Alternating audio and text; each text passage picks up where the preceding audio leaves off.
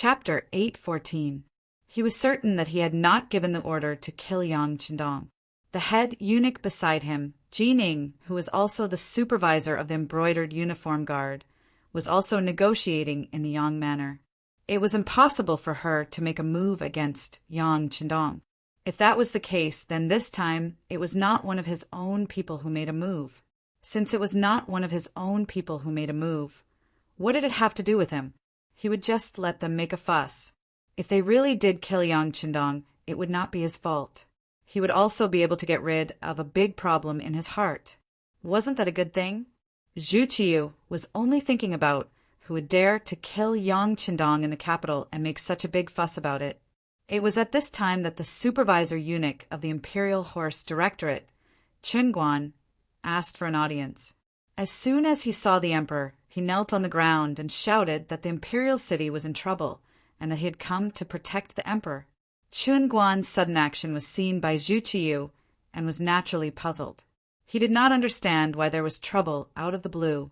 With an unhappy expression, he asked, Guan, why are you so panicked? Your Majesty, don't you know that danger is descending? Guan raised his head and pretended to be very confused. Speak. Zhu Qiyu did not like officials who played riddles with him. He was the emperor and did not need to spend any effort on this kind of thing. Seeing that Zhu Qiyu was a little angry, Guan didn't dare to play any more tricks. He immediately changed his appearance and said very sincerely, Your Majesty, although the Duke of Zhongdan's death wasn't caused by us, if he died in the capital, Ming wouldn't be able to escape responsibility. Those who do not understand will only think that the Duke of Loyalty and Courage died at our hands. How many people will ask for the truth? If that happens, the consequences will be unthinkable. Zhu Qiyu, who was originally standing there with his hands behind his back, moved slightly. His mouth opened and closed. He seemed to want to say something, but in the end he gave up. He knew that Guan was right. If the Duke of Loyalty really died in his territory, ignoring everything else, just the fact that he did not save him would cause northern Ming to suffer. Under his guidance, Ming's army was growing stronger by the day, but this was not the reason why he wanted to fight to the death with the mercenaries. At least for now, the mercenaries were not his enemy. He wanted to first unify the Great Ming and resolve the internal problems before he could turn around and deal with others. This was the need to first settle the internal problems. Zhu Qiyu was thinking, so he did not immediately make a decision. Guan, who was kneeling on the ground, was already drenched in cold sweat from the shock. In the palace, there were constant infighting, both open and covert. Choosing a side was of the utmost importance. Guan had chosen Jining as his master. The eunuch group was so big that Jining alone could not make the decision. Below him was the powerful Gaorang. This person was the supervisor eunuch of the Imperial Horse Directorate and the director of the East Depot. He was someone who could wrestle with Jining. If Jining died in Yangjia village, it could be imagined that an internal cleansing would be inevitable. As Jinying's assistant in the Imperial Horse Directorate, Gao Rang's fate could be imagined. He had no choice but to stand out. This time, he owed a favor to Daizong. Not only was he saving Jining, he was also saving himself. He had no choice but to come. After a long time, under Guan's expectant gaze, Zhu Qiyu finally opened his mouth. Issue an edict. Zhang Rang is to bring people to the rescue and protect the Duke of Loyalty and Courage's life. Guan's expectant face could not help but reveal a trace of disappointment. However, he knew that this was the emperor's greatest concession. He immediately kowtowed and said, This official obeys. After Guan left, Zhu Qiyu finally turned his head and looked up at the roof of a large hall. He muttered, I have done what I should. Everything will be up to the will of the heavens. The so-called will of the heavens was a trace of unwillingness in Zhu Qiyu's heart. He did not want to miss the opportunity to kill Yang Qindong, but he also did not want to be too obvious. Thus, he handed the matter over to Zhang Rang. He believed that Zhang Rang should understand his intentions. If he had been a step late, perhaps a great danger could have been eliminated. From this, it could be seen that the emperor was wise. He was well aware of the internal strife within the eunuch group. Perhaps this was what he wanted to see, or perhaps he had caused it. After receiving the imperial edict, Gao Rang began to gather the members of the Eastern faction guards. Then he unhurriedly headed in the direction of the Yongding Gate. At the same time, he also sent people to closely observe the movements in the direction of the Yang Manor so that he could make the best judgment. He watched the battle in the distance. When he saw the black-clothed assassin and the black-clad warrior fighting to the death, and when both sides were injured, Gao Rang's expression did not change. It was as if what was happening in front of him was not a life-and-death duel, but just a child's game. Since the emperor had given this task to him, he naturally understood the meaning behind it. What he needed to do was to wait and see. Unless it was absolutely necessary, he would not casually make a move. Not only that, but he also led the eunuchs of the Eastern faction guards to block the other Ming soldiers who had rushed here. Not only would he not casually make a move, but he would also not allow others to make a move. However, when news came from the south, Gao Rang's brows furrowed slightly. He knew that things were still out of his expectations. There was finally movement in the direction of the Yang Manor. The spies from the Eastern faction said that they saw cavalry rushing over. Duke of Loyalty and Courage, your luck is not bad. Seemingly sighing softly, Gao Rang turned around and gave the order to dispatch the troops. On the battlefield, Qiu Vi, whose body was half covered in blood, stabbed the military knife in his hand into the chest of another black-clothed man.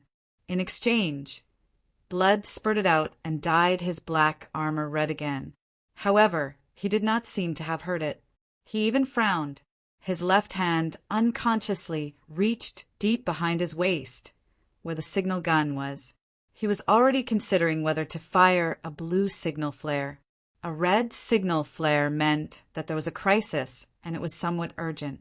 However, if a blue signal flare was fired, it would mean a great crisis. Seeing this, no matter what mission one was in charge of, one had to immediately come to the scene and carry out a rescue mission. From what Qiu Vi knew, there were many mercenary brothers in the capital. For example, there was at least a platoon of Cold Vanguard guarding the Yang family bank. Moreover, they had sufficient ammunition all year round. Once they appeared here, they would become a powerful force. There were also the spies of the Security Bureau in the city. They were not few in number, and their skills were probably not ordinary. They were also a military force that could not be underestimated. Just now, Qiu Vi had such thoughts. He had also looked in the direction of the carriage more than once. However, from start to finish, the sixth young master's figure had never appeared.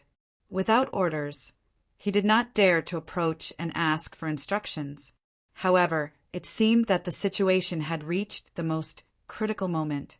If he did not ask for reinforcements now, he would not have the chance to ask for reinforcements. His eyes were filled with hesitation and struggle, but in the end, for the sake of the sixth young master's safety, Qiu Wu made up his mind to fire the bomb for help. But at this moment, a large group of East Faction Depot eunuchs charged out of the inner city of the capital. They were all nimble and robust, and the moment they appeared, they rushed over from all directions like locusts. Just as the East Faction Depot eunuchs appeared, a group of black-clothed cavalry rushed out from the Yongding Gate. Although there were not many of them, they were exceptionally brave. Each one of them rode on horseback and waved their sharp sabers. They rushed behind the Ming soldiers. Every time they swung their sabers down, a Ming soldier's head would fly into the air. It's the second guard squad. Comrades, kill them. Although they were still far away, Qiu Vi could clearly see that they were his brothers from the second guard squad. His face immediately lit up with joy. While he raised the morale of his comrades with a shout, he also felt as if his body was filled with endless strength. He rushed to kill the nearest black-clothed man. Beta Persei had arrived. Yongsan had arrived. Dao Xiao had also arrived. Behind them, Commander Xiaofeng had also arrived with the main force of the Cold Front. Only the Wolf Feng Special Forces and the Ghost Shadow Sniper team were left in the Yang family village. This time, all of them had come out because they had seen the red signal flare. As the only cavalry team, Beta Persei personally went into battle. He immediately ended the negotiations, took control of Jining, and rode over. However, he still encountered 4 sniper attacks along the way. After he consecutively threw the heads of more than a dozen enemies into the air, he finally broke through the obstacles, rushed into the Yongding Gate, and rushed behind the enemy. It was precisely because he knew that Beta Persei and the others had arrived that Gao Rang stopped watching and chose to take the initiative to attack. The 2 reinforcements appeared from the north and the south. The ones who suffered were the southern Ming men of sacrifice who were still desperately trying to get close to the target carriage. Originally, everything was under control, and the plan was proceeding very smoothly. In fact, they had enough time for 2 hours. However, who would have thought that these Black Knights were really too difficult to deal with? After they had used up all the ammunition in their hands, they chose to fight in close combat. Then, they used a very strange tactic to forcibly block the southern Ming men beside the carriage. This made the carriage seem very close, but in fact it was very far away. If they had originally wanted to use their last bit of strength to try and complete the mission, with the appearance of the Black Knights and Bai Ming finally making a move, their mission was destined to be impossible. Chao Xan, who was hiding on the high wall of a house, shook his head with a look of disappointment. "Let's go. We'll leave through the secret passage immediately." He knew that if he did not leave now, he would not have the chance to leave again. With the arrival of Beta Persei and the other Black Knights, the enemy's morale was depleted. They only resisted for less than a quarter of an hour before they were all killed. At this moment, Gao Rang and a group of Eastern Faction Guards eunuchs appeared 100 meters north of the carriage. Qiu Vi held his sword and faced them. Although he felt a sense of exhaustion, he still had no intention of retreating. He only stared at Gao Rang and the others in front of him to ensure that if the other party wanted to attack, he would become a mountain and block the enemy's attack. Alert, everyone alert. Show your weapons. If there are any blind people, just shoot and kill. If you kill someone, it's on me. Beta Persei jumped down from his warhorse as he spoke to Yang San, Dao Xiao, and the others behind him. Chapter 8:15. Although they left in a hurry, they still brought a lot of ammunition with them. When the second guard squad delivered the bullets to the first squad, the faces of the guards of the 2 squads were brimming with confidence again. It was as if, with guns in hand, they had the power to rule the world. On the opposite side of Gao Rang, rows upon rows of rifles were ready to fire. There were even 3 machine guns of the 9th and 5th squad that were quickly set up, forming a perfect blockade. In this tense atmosphere, looking at the steel sword in his hand, Gao Rang wisely made the decision to stop moving forward. Beside the carriage, Beta Persei knelt on the ground and shouted with his unique, loud voice, "Young master, Beta Persei is late. Please forgive me." "Don't say any more. Let's go back to Yangjia village." A slightly weak voice sounded. Yang Qindong, who had just drawn 400 cubic centimeters of blood, was a little weak, so when he said the sentence, he gave people a sense of lack of confidence. Yang Qindong's answer was a little weak, which shocked Beta Persei, who had been following him. He wanted to open the carriage door to take a look, but he did not dare to do so without an order. He could only agree, then stood up and shouted, "Young master has ordered the entire army to retreat to Yangjia village." The carriage was driven by Yang San himself. The head of the security bureau was a little pale. Such a big assassination operation, but there was no warning beforehand. This was his dereliction of duty. Now, driving the carriage was just an expression of guilt. East Factory Manager Gao Rang has come to protect the Duke of Loyalty under the orders of the Daizong. Please see him." At this moment, Gao Rang's shout came with the wind.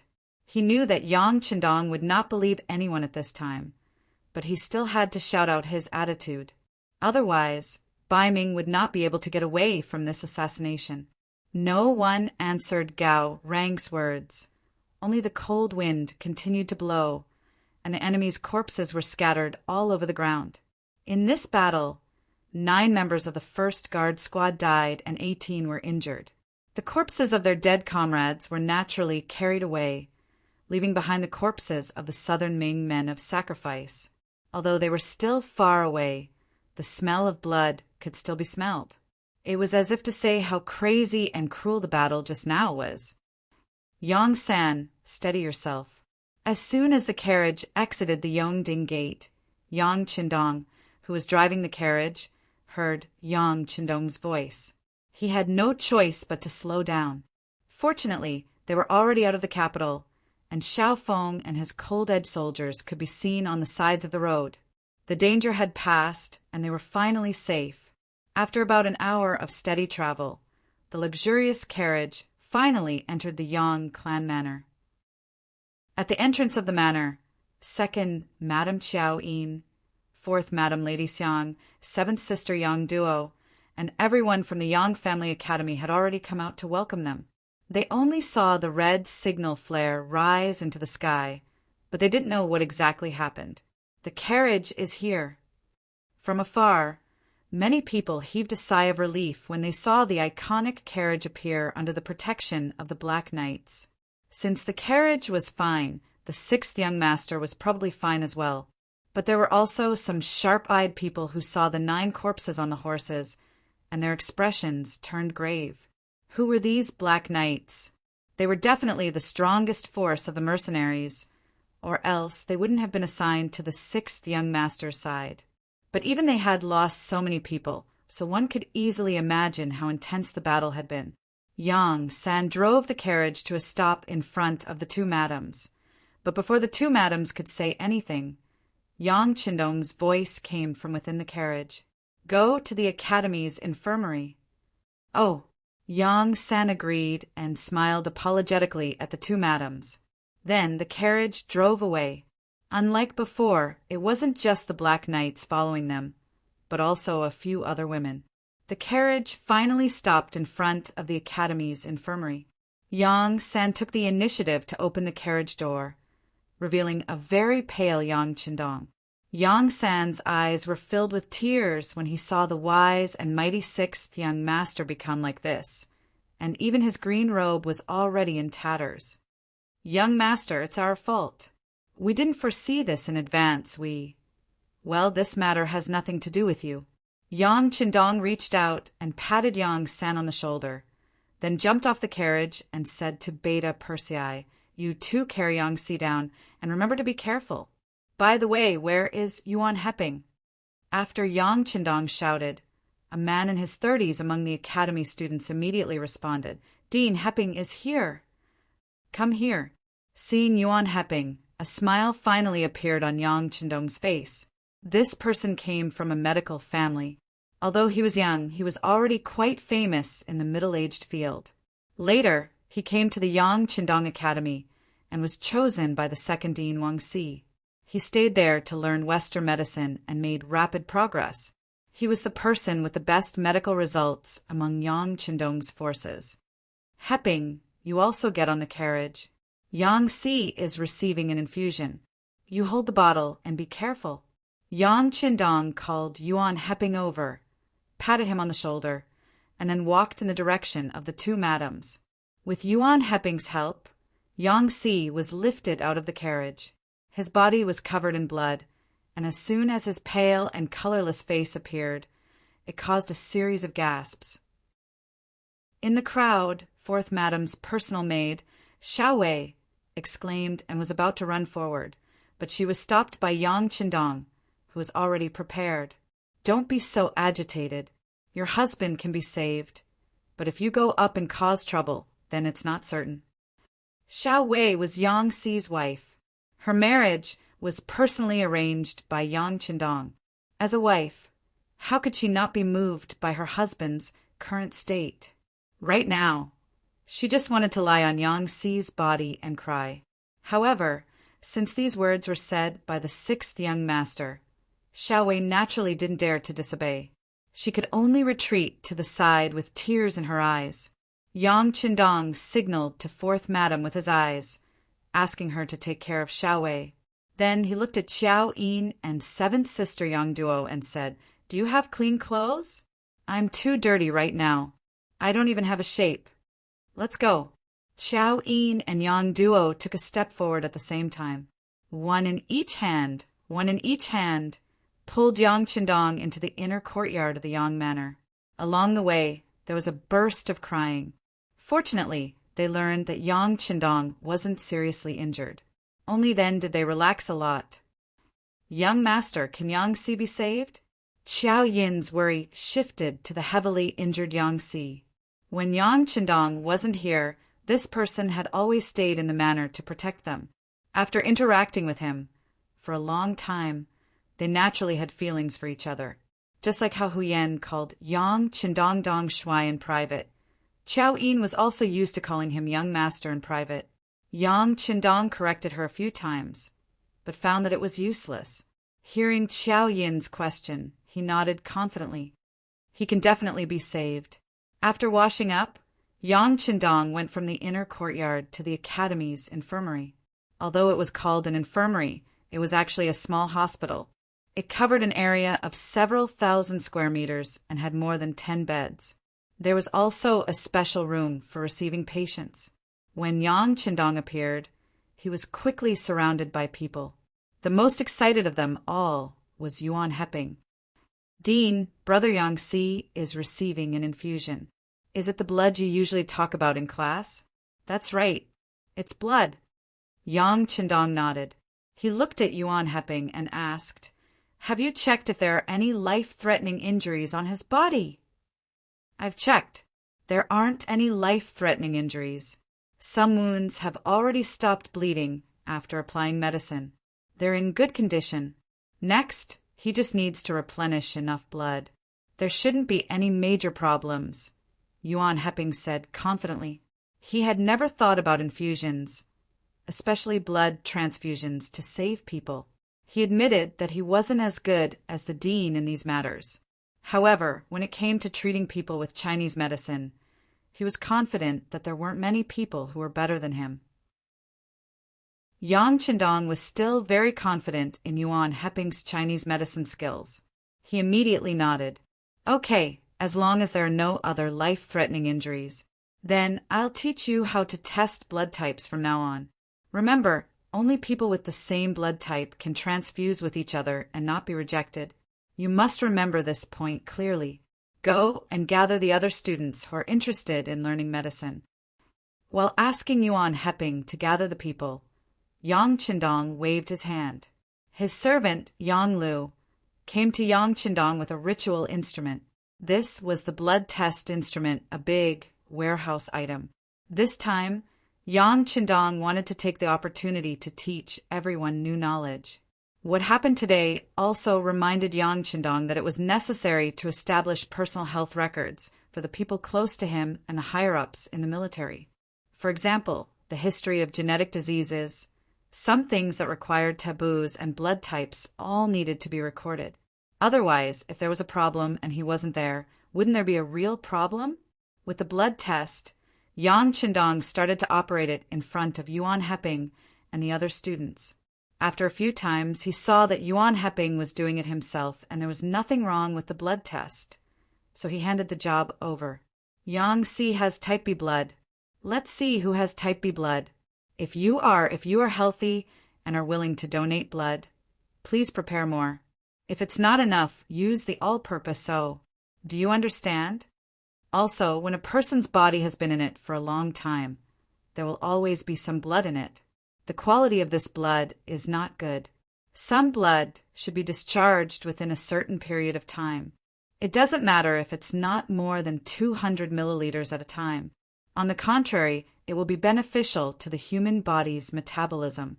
You must make this clear to everyone. Blood donation can't be forced. For example, I donated 400 milliliters at a time.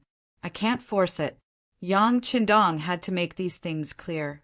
Otherwise, everyone would misunderstand the blood donation and think that it would harm their bodies. If that was the case, then there would be problems. He had set himself as an example by donating 400 milliliters first. This was a clear example. It should dispel some people's misgivings. Chapter 8:16. Dean, I understand. His face was filled with excitement and emotion. Whether it was the blood test or the blood transfusion to save people, it was like a new window had been opened, allowing Yuan Heping to see a new world. He could even assert that once the blood transfusion to save people worked, who knew how many people would benefit and how many people would be saved from the brink of death. Of course, all of these procedures had to be up to standard. Only when there were no problems would it be considered saving people. Otherwise, it would be harming people. In the ward, Yang Si was lying peacefully. After the fresh blood entered his body, his condition was much better than before. At least, there was more color on his face. This made Xiaowei, who had been accompanying him, extremely excited. When she saw that it was the 6th young master who had entered the ward, she hurriedly stood up in a panic and wanted to kneel on the ground to thank him. Yang Qindong was quick to react. He blocked the kneeling knee and shook his head gently. Don't thank me. I should be thanking Yang Si. If it wasn't for him, I'm afraid I would be a dead man. No, the 6th young master is invincible. Even God is afraid of you. He would never dare to accept you. Xiaowei was shocked when she heard Yang Qindong's words of gratitude. As a servant, shouldn't it be his duty to protect the master? How could he deserve a word of thanks? Yang Qindong did not explain anything. Instead, he carefully observed Yang Si's condition. When he found that everything had stabilized, he was relieved. After comforting him for a while, he left the ward. Outside, Beta Persei, Yang San Yang Lu, Chiu Vi Dao Xiao, and the others were all looking at him as if they were looking at a god. They had all seen Yang Si's injuries, especially Chiu Vi. As the first person besides Yang Qindong to see the injuries, his first thought was that brother Yang Si was definitely going to die. Although it was difficult for him to accept the news and he was very sad, there were always deaths when looking for a fight. To be able to die protecting the 6th young master was originally a very glorious thing. However, he never expected that he would be saved. Although he was still in a coma, didn't Yuan Heping say that he had lost a lot of blood? It was just excessive blood loss, nothing serious. It was only a matter of time before he woke up. A person who had been stabbed so many times that the bones in his back were exposed. His entire body had long been dyed red with blood. Even a person who was called by the King of Hell could be saved alive. At this moment, this only increased their respect for the 6th young master. If they followed such a person, what else did they have to worry about? What else did they have to worry about? Seeing a few pairs of eyes looking at him with admiration, Yang Qindong coughed softly. He took this opportunity to teach these tough men who killed without blinking on the battlefield a lesson. Do you see? This is the importance of knowledge. In the future, when you face doctors, teachers, and some scientific researchers, you have to be more polite. Sometimes bravery alone is useless. Brains and knowledge play an especially important role. Yes, we understand. Beta Persei and the others nodded in agreement. Yang Qindong was just taking this opportunity to improve the status of a cultured person. If a country wanted to develop, it was not enough to rely on strong military force. Cultivating both civil and military skills was the long-term way. Okay, Yang Si should be fine. You don't have to stay here. Go do whatever you need to do. Yes, young master. Ning is still detained by us in the village. How do you want to deal with her? Beta Persei nodded repeatedly. Then he thought of the representatives of Ming and became angry. At the beginning of the battle, Ming could have saved her, but they did not. No matter how they dealt with Ning now, it would not be too much. I'll take care of his matters myself. You just have to accompany me later. Of course, Yang Qindong was aware of what had happened at the scene. Although he had been in the carriage to save people, he was equally aware of what had happened outside. Beta Persei had just finished speaking when Yang Xin continued. Young master, our security bureau has not done well this time. I have already ordered the removal of the current director of the security bureau of Ming from his position in the capital. He will be brought back to Qiqian City for investigation. At the same time, I also sent someone to the scene to investigate and confirmed that the person behind the assassination was hiding in a house 300 meters away from the scene. It was only because he retreated quickly that he escaped first. Now, our people have already caught up. Although we may not be able to catch the murderer, it is still possible to find out the true identity of the culprit based on these clues. This time, the Security Bureau had not received any news beforehand. It was true that they had not done their job well, but when he thought about it, wasn't he too careless? He had thought that Jining would negotiate with him on behalf of Ming, so he could sit back and relax. He had lost the vigilance that he should have. Even when he entered the capital, he did not bring enough armed forces with him. In the end, 9 of his brothers were killed. He was also responsible for this. Even if he was responsible, Yang Qindong did not want to blame others. He did not want to do such a thing that was already lenient to others. So after listening to Yang San's report, he waved his hand. I won't ask what the Security Bureau wants to do this time. In short, we must find the real culprit. We can't let our 9 brothers die in vain. Yes, young master, don't worry. They won't be able to escape. Yang San was grateful that Yang Qindong did not reprimand him. But at the same time, he made up his mind that he would not retreat until he found the real culprit. Even if the Security Bureau had to pay the price, he would accept it. All right, you guys go do your own things. Xiao Vi, Dao Xiao, you guys do your job well at the memorial service. I will attend it personally. Beta Persei, let's go. Yang Qindong reached out and patted Captain Xiao Vi's shoulder, then turned and left. Xiao Vi and Dao Xiao, who were left behind, were extremely excited. Although the 9 brothers who had died protecting the 6th young master, this was their duty. Compared to the soldiers from other divisions, regiments, and battalions who had to fight for military merits on the battlefield, their treatment was better and their conditions were better. With this, no one would regret their deaths.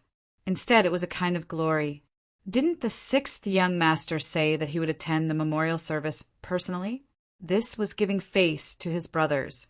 Based on this, if something similar were to happen in the future, how could he worry that his brothers would not do their best? Xiao Vi and the others were still feeling emotional and moved when Yang Qindong, accompanied by Beta Persei, arrived at the negotiation room in the academy. When the door was pushed open, they saw Chief Eunuch Jining and Commander Lu Gui of the Brocade Guard with bitter expressions on their faces. As soon as they saw Yang Qindong appear, they immediately stood up. Jin Ying's expression was even more careful, as if he wanted to smile but did not dare to. As the recorder and a woman, Junko did not ride out of the manor with Beta Persei and the others after knowing that a red signal had appeared in the capital. She did not have the qualifications to do so. The only thing she could do was to stay behind and watch the actions of Jining and the others. In order to prevent these people from causing trouble, the captain of the Langius Special Forces, Tai Hu, personally took action. He set up an array in the room and released his aura that had killed countless people. Even Lu Gui did not dare to move, let alone the others. Not long after, Yang Qindong and the others returned to the manor. Junko also ran over to take a look. She saw the pale Yang Qindong and Yang Si, who had lost too much blood and was barely alive. Just when she thought that brother Yang Si was definitely dead, her classmates in the academy sent her news. He had been saved using a very advanced technology called blood transfusion. Food could be transported, weapons and armor could be transported, and when could even the blood of a person be transported? Filled with curiosity, she went to take a look and then saw a scene that shocked her. Bags of blood were really sent into Yang Si's body through plastic and transparent tubes. He was actually fine. This incident had a great impact on Junko's heart. She, who had been in the Yang family manor for 2 years, naturally knew a little about the strength of the mercenaries. But just the strength of the military was not surprising.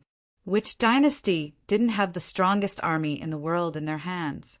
But what really caught Junko's attention was the knowledge taught in the Yang family's academy. This kind of teaching philosophy was completely different from Confucianism. It involved a wide range of knowledge, which was really an eye-opener for her. Perhaps this was the true reason why the mercenaries were so powerful. In 2 years, she believed that she had learned a lot of knowledge that she did not dare to think about before. But today's blood transfusion greatly stimulated her. Even a person who was bound to die could be saved. What else could the 6th young master not do? If one day the mercenaries really wanted to become enemies with Japan, what could they use to resist? What could they use to resist? Junko, who had complicated thoughts, focused her gaze on Yang Qindong the moment he pushed the door open. She could not move her gaze away for a long time. Yang Qindong, who was being looked at, did not care, because the moment he pushed the door open, almost everyone in the room looked at him, especially Jin Ying's gaze. There was respect, fear, and even a bit of flattery in her eyes. Yes, this popular person by Dai Zong's side was someone that even the ministers wanted to curry favor with. At this moment, when she looked at Yang Qindong, she showed a flattering expression. What happened had not been hidden from him.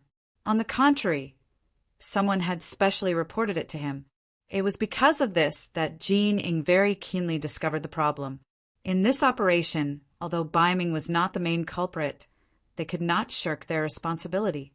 The assassins were probably not sent by Emperor Daizong. Otherwise, why would he waste his time negotiating with the mercenaries here? But it was true that they were not the ones who sent the assassins, but they did not take any action to save him. This was too wrong. Chapter 817. Jin Ying could even guess that the moment this incident occurred, the news must have reached the emperor as soon as possible. The emperor was probably already thinking about getting someone else to do his dirty work. But he also didn't think about it. If the Duke of Loyalty had really met with an accident in Bai Ming's capital, the mercenaries wouldn't just let it go. At that time, no one would listen to their explanation, and a major battle would be unavoidable. Putting aside whether or not Bai Ming could win, at the very least, they would have lost the chance to destroy the Southern Ming Empire and contend for hegemony over the world. Jin Ying did not believe that the emperor, who had always been wise and far-sighted, would not be able to see such a simple logic. The reason he had not done so was probably because he was too afraid of the Duke of Loyalty and Courage and wanted him dead too much. Fortunately, at the last moment, Bai Ming had still sent out their troops. This action would at least win back some points and some trust. This was why Jin Ying was gratified, but also why he was hesitant. Because this was only his own wishful thinking. He wasn't sure if Yang Qindong would think this way. If Yang Qindong blamed the assassination on him and killed him in a fit of rage, then given the current situation, even if the emperor was angry, there would be nothing he could do. This also meant that Jin Ying's life was in Yang Qindong's hands. How could Jin Ying not be afraid of this man who could decide his life and death with a single word? How could he not curry favor with him? Jin Ying smiled obsequiously. Lu Gui and the others lowered their heads, not daring to meet Yang Qindong's gaze. The atmosphere in the room suddenly quieted down. I am very angry. It was still Yang Qindong who spoke first. He found the chair at the head of the group and sat down. His gaze fell on Jin Ying and Lu Gui as he spoke. Yes, this Gong Gong can understand. Jin Ying also spoke up. Duke of Loyalty and Courage, I can guarantee that this matter is definitely not His Majesty's intention. Otherwise, I wouldn't be here to negotiate with you. As for Dong Chanhua, who started the trouble, she will be severely punished. I can assure you of this. Jin Ying had taken the initiative to throw Dong Chanhua out to express her attitude. She was saying that she had the same attitude as Dong Chanhua on this matter. Yang Qindong was quite satisfied with this attitude, but if this was the only benefit, he would definitely not agree. It's not enough. Jian Jie's words expressed his feelings. Yes. What else should I do? Please tell me, High Duke. As long as I can do it, I will do my best. Jin Ying also knew that throwing out Dong Chunhua was not enough to appease Yang Qindong's anger, even though he was already a second-rank official of the imperial court. Jin Ying's sensible behavior made Yang Qindong, who had been keeping a straight face, finally smile. It was easy to talk to smart people. At the very least, there was no need to waste so much time. All right, then I'll make a few requests. At the Dong residence in the capital, as the temporary emperor, Dong Chunhua had been in a rush to get close to him the moment he ascended the throne, and his life had been very smooth these last few years, relying on his ability to see through the sun of heaven and doing many things to cater to him. He had been promoted again and again. There was now news that he would be replacing the imperial censor of the left, Chen Yi, in the imperial censorate.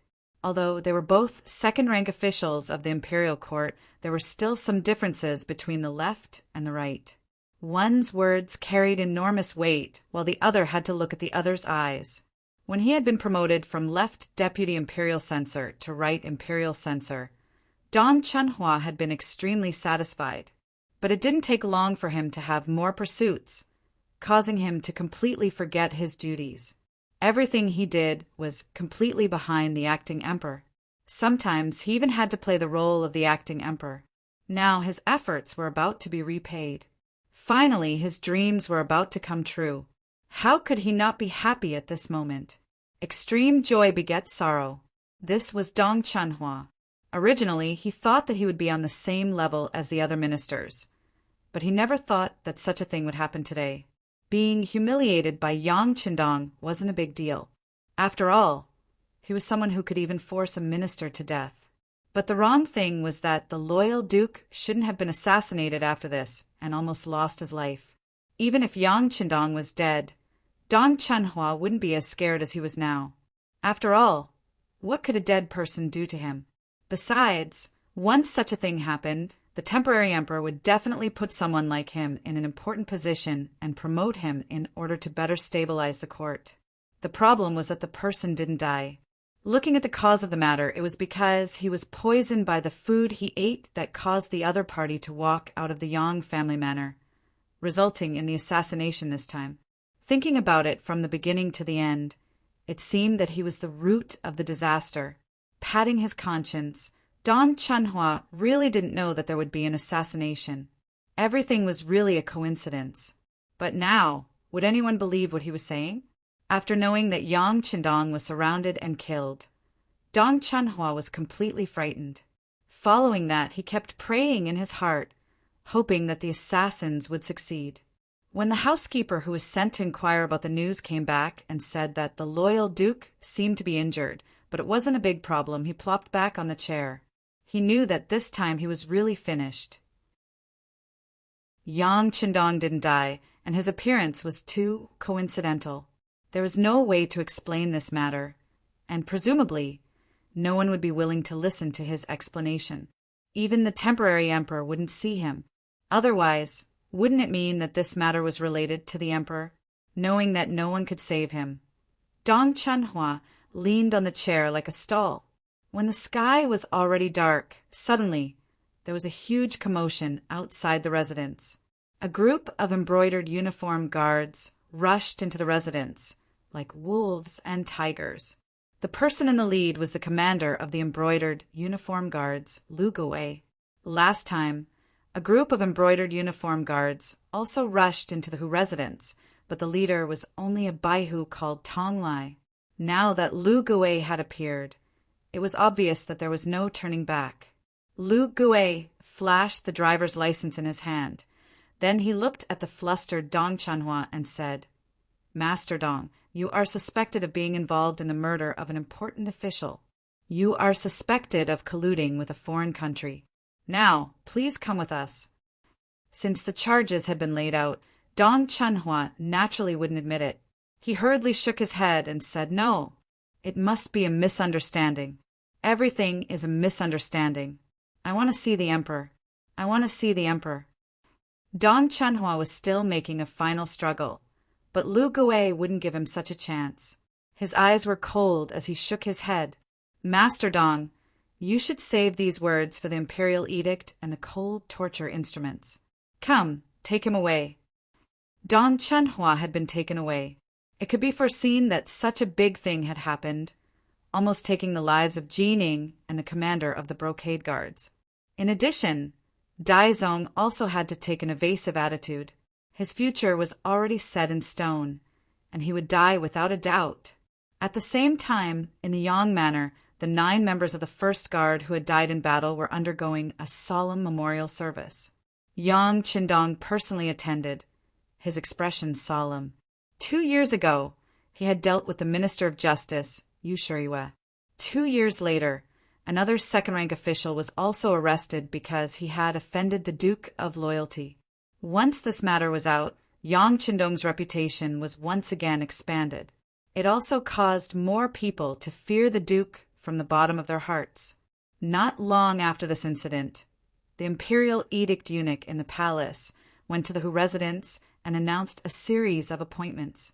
He appointed Hu Zhangning as a member of the embroidered uniform guards, secondary 3rd rank.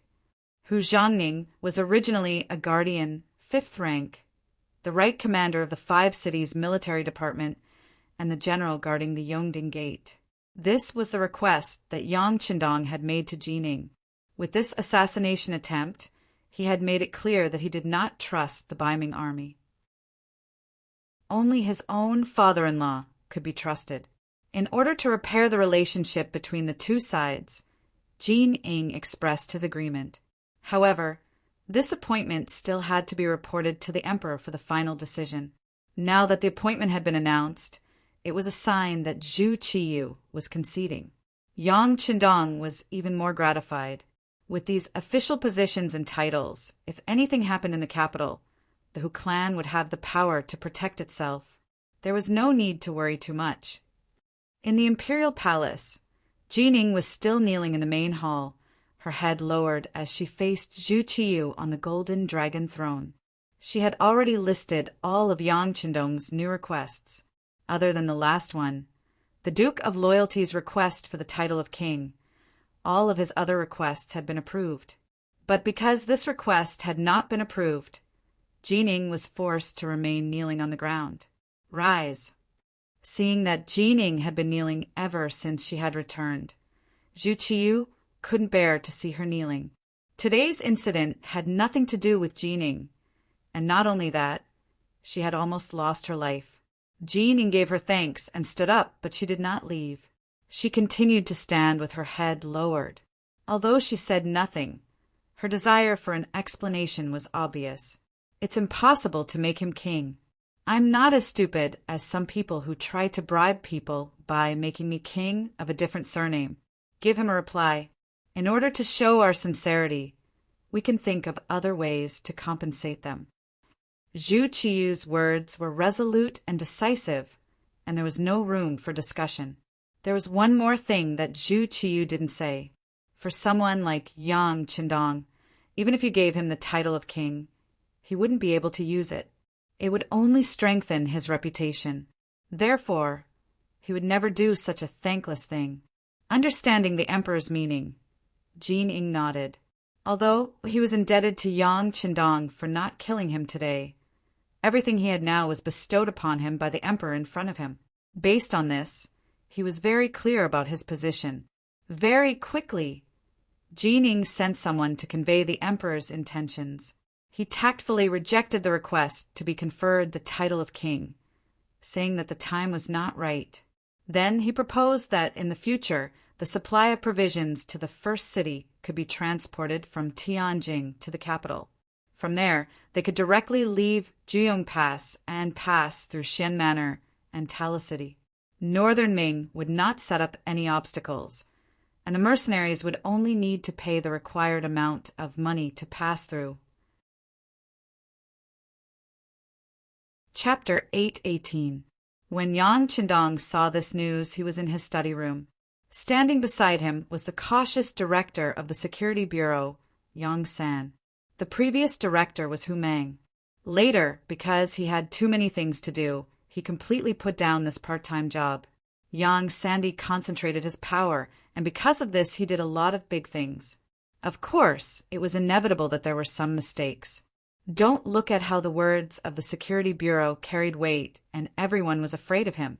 But when he stood beside Yang Qindong, he was very obedient and stood obediently. Unless the sixth young master asked, he didn't dare to say a word. Tell me. Yang Qindong asked casually as he threw the booklet Jining had sent onto the table. He leaned back in his chair and asked casually. There was only Yang San in the room. Of course, this question was asked to him. The director of the Security Bureau didn't answer immediately. He first thought about it before replying. At present, this is a very beneficial thing for both sides. We lack things and they lack money. This can be considered a win-win situation. Yang Qindong nodded gently. At present, this is the case. We should also seize this opportunity to transport more things from Qiqian City to the origin city. If one day the two sides have a falling out, we won't have to worry about the problem of food. Of course, the Security Bureau must pay attention to this matter and closely monitor the movements of all sides in the capital. Once there is a change in the situation, immediately make countermeasures and preparations. Yes. Yang San nodded heavily. By the way, what do you plan to do over there? Yang Qindong's chin moved slightly toward the south. After the Security Bureau used a lot of manpower and material resources, a telegram soon came from the capital of the southern Ming dynasty. Although there was not enough evidence to prove it, various clues had pointed to Chao Yan, the adopted son of the chief eunuch, Chao Jixiang. Yang San just reported this matter to the sixth young master. Young master, we have come up with a few plans to deal with the southern Ming Empire's ministers. There is also a plan to deal with Chao Jixiang himself. This subordinate thinks that we can give it a try. Yang San carefully probed. As Yang Xia's power continued to expand, he found that he couldn't understand his young master anymore. Yang Qindong's mouth twitched slightly after hearing this. Give him a taste of his own medicine?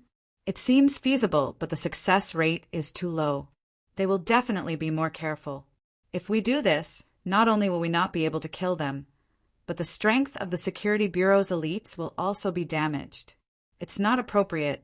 Listening to Yang Qindong's concern for the Security Bureau, Yang San said gratefully, Thank you, young master, for your concern, but are we going to do nothing?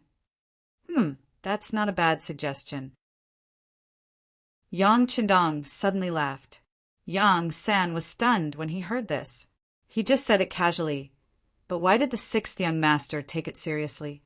Yang Qindong seemed to see the hesitation on Yang San's face. He chuckled and said, Sometimes the greatest deterrent effect is to raise your hand, but not drop it. Yang San quickly nodded in relief after hearing the sentence. I understand. Young master wants to hang a knife over their heads, but not drop it. Let them live in fear and anxiety every day. That's right.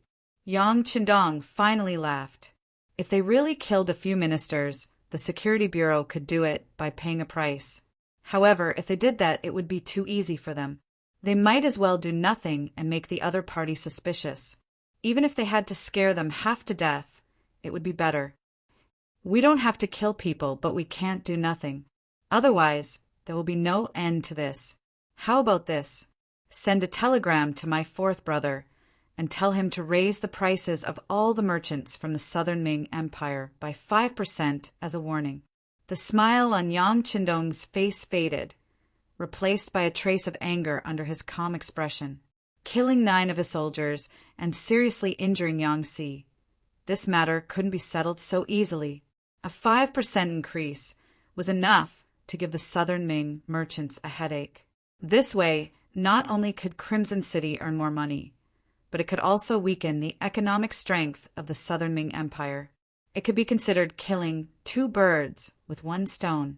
When Yang San heard the 5% increase in the price of goods, His heart couldn't help but tighten. This was a good thing. But wouldn't Lord Yang Xi's safety be worried? However, before he could ask the question in his heart, Yang Qindong had already replied, "Don't worry, nothing will happen to my fourth brother. After all, the other party did something wrong this time, so they won't bother about this matter. Other than obediently admitting their mistakes, they have no other choice. If they really have the guts to make a move on my fourth brother, then all of their business channels into the southern Ming Empire will be cut off. At that time, the ones crying will only be themselves. If they did something wrong, they had to be prepared to accept the punishment. If they continued to make mistakes, then they would be seeking death." Yang Qindong could see this point. Presumably, Emperor Ingzong of the southern Ming Empire and the ministers under him could also see it clearly. Right now, the southern Ming Empire wasn't peaceful, and its territory was shrinking. With Min Zhuangwang and the others eyeing the southwest covetously, if they were smart, they wouldn't provoke him. Otherwise, it would be equivalent to forcing the mercenaries to join hands with Zhu Huijian. In the new year of 1453 AD, Yang Qindong spent the new year in the Yang family manor. Even though an assassination had just happened, the manor had already made preparations, so the New Year's atmosphere was still very lively. A party that had been prepared for a long time diluted the previous assassination and made many people smile again. 9 days later, on the 9th day of the first month of the new year, Yang Qindong and his group left the Yang family manor and went from the outskirts of the capital to the Juyong Pass. Along with them were the 200 teachers and students of the Yang Family Academy, as well as the 2 madams and 7th sister Yang duo. It could be said that after leaving, the Yang family manor was basically empty, other than the housekeeper Yang Neng, who stayed behind to take care of the business. Only the servant Yang Lu stayed behind to handle the communication with the southern Ming Empire. Other than the 2 madams, Yang Qindong only brought along 7th sister Yang duo, who was already alone. The reason for this was because the other brothers and sisters had already settled down here. They couldn't leave as they wished like Yang duo. Yang Qindong tacitly agreed to the choice of his brothers and sisters. Perhaps if they stayed, Bai Ming would feel more at ease. As for whether or not they would act against his family when the relationship between the 2 sides broke down, he wasn't too worried. After all, these family members had lived in the capital for many years and had a certain amount of resources. Moreover, their father was Yang Rong, so they would probably have to think twice before acting. Moreover, with the help of Hu Xiao, Su Yozhin, and the others, the outcome wouldn't be too bad. When the time came, he would make arrangements in advance. Speaking of Su Yozhin, after that sudden conversation, he had finally adjusted his position. No matter how much he didn't think highly of the mercenary ship, he had already boarded it and could not back down. The only thing he could do was think about how to make this ship sail even further. Solving this problem could be considered a great harvest from this trip to the capital. Not long after Yang Qindong's group left the capital, another group quickly caught up. They first brushed shoulders with the Yang clan's group, and then they overtook them and took the lead. This group was led by Deng Chong, the eunuch of the Xian residence. During the negotiations, the 2 sides had already made it clear that Tulu City would be handed over to Northern Ming. This was a kind of goodwill that Yang Qindong expressed, and also an explanation to the people of the world. That was, the mercenaries were actually fighting for the Great Ming, fighting for the world. Only by doing this could the voices of the people gradually die down. Only by doing this could Zhu Qiyu stabilize the situation in the court, concentrate on developing himself, and provide a safe supply route for the mercenaries. Deng Chong's group slowly advanced forward. They had no choice but to move slowly. The Yang clan's group had brought far too many things, and there were also many women in the group. Thus, moving faster was an extravagant hope. Fortunately, after the new year, the weather was slowly warming up, and there were no more incidents of people getting frostbite on the road. With Deng Chong's group at the front, the road was green without any accidents. They passed through Juyong Pass and arrived at the Xian residence. 1 month later, they arrived at the Xian residence. Speaking of which, the Xian residence was Deng Chang's territory, and he had set up a banquet to entertain his guests. Yang Qindong once more met with the commander of the bureau, Shi Wanshan. Compared to the last time, Shi Wanshan's face was much more cordial this time. After all, when he received the guests last time, he still had to consider the opinions of his superiors. However, this time he was receiving the orders of his superiors. The atmosphere between them was much more relaxed. In this meeting, Yang Qindong had brought up the problem of the Han people's lives and status. He had bluntly pointed out that the Han people should have been the strongest people in the world, and that all other races should serve the Han people. Anyone who made the lives of the people so miserable that they couldn't even solve the problem of food and clothing was a piece of trash that should be reprimanded by the people of the world. In response to Yang Qindong's words, Shi Wanshan could only smile apologetically and nod his head. He was only a general temporarily residing in the Xian residence. When it came to the lives of the people, there wasn't much he could do. But he could still see Yang Qindong's domineering aura from these words, and a thought flashed through his mind. It seemed that it was a blessing for the Han people for such a person to become the ruler of the Han people. Naturally, this thought only flashed through his mind. He was now a second-rank general in the Ming army. Since he was paid by others, he had to work for them. This was a principle that hadn't changed since ancient times. Chapter 819. In Xian City, Yang Qindong only stayed for 2 days before leaving. Deng Chang and Shi Wanshan followed everyone to Tala City. In this city, Lu Zhua of the 2nd Reinforced Cavalry Regiment was waiting. When they saw Yang Qindong riding the white dragon horse in front of the team from afar, they excitedly greeted him. When they were still far away, they dismounted and saluted to show their respect and longing. Yang Qindong first returned a military salute, then looked at Shi Wanshan and Deng Chang and said, "Let me introduce you too.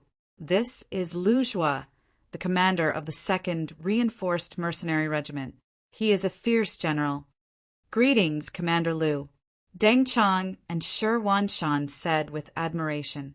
Lu Zhua naturally cupped his fist in return. After the two sides met, Yang Qindong said, "All right, this is Tala City. I'll hand it over to you now. In the future, the provisions our mercenaries need will be delivered through here. When the time comes, I hope the two of you can make things convenient for us. Don't make everyone unhappy. It wouldn't be good if we fought." Yang Qindong still had a smile on his face as he spoke, but when he reached the end, his expression had already become a little more serious. It was as if he was a completely different person. Shi Wanshan and Deng Chang were shocked when they heard these words, but they didn't show it on their faces. They just smiled and said, No, we are all one family, one family." "That's good. Even if you can see your friend off for 1,000 miles, there will always be a farewell. Let's part here." Yang Qindong laughed and squeezed the white dragon horse's belly with his legs. Immediately, the group of people passed through the deserted Tala City and went straight to Xiangshi City. Seeing Yang Qindong and the 2nd Reinforced Cavalry Regiment under the protection of Xiaofeng's Cold Vanguard Regiment and the 2nd Reinforced Cavalry Regiment, Shi Wanshan looked at their backs and said with emotion, "Eunuch Deng, don't you think this is letting the tiger return to the mountain?" Silence. Deng Chang said nervously, as if someone had stepped on his tail. He looked around, and when he saw that no one was paying attention to them, he said softly, "General Shi, there are some things that we can't decide. We only need to complete the tasks assigned by the imperial court." Okay. Shi Wanshan pretended to be terrified and nodded repeatedly, but in his heart he was certain of the statement just now.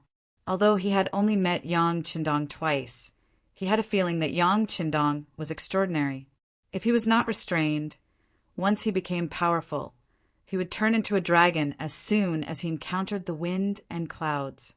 As for Yang Qindong, he didn't know how Wanshur Mountain would evaluate him. Even if he knew, he wouldn't care.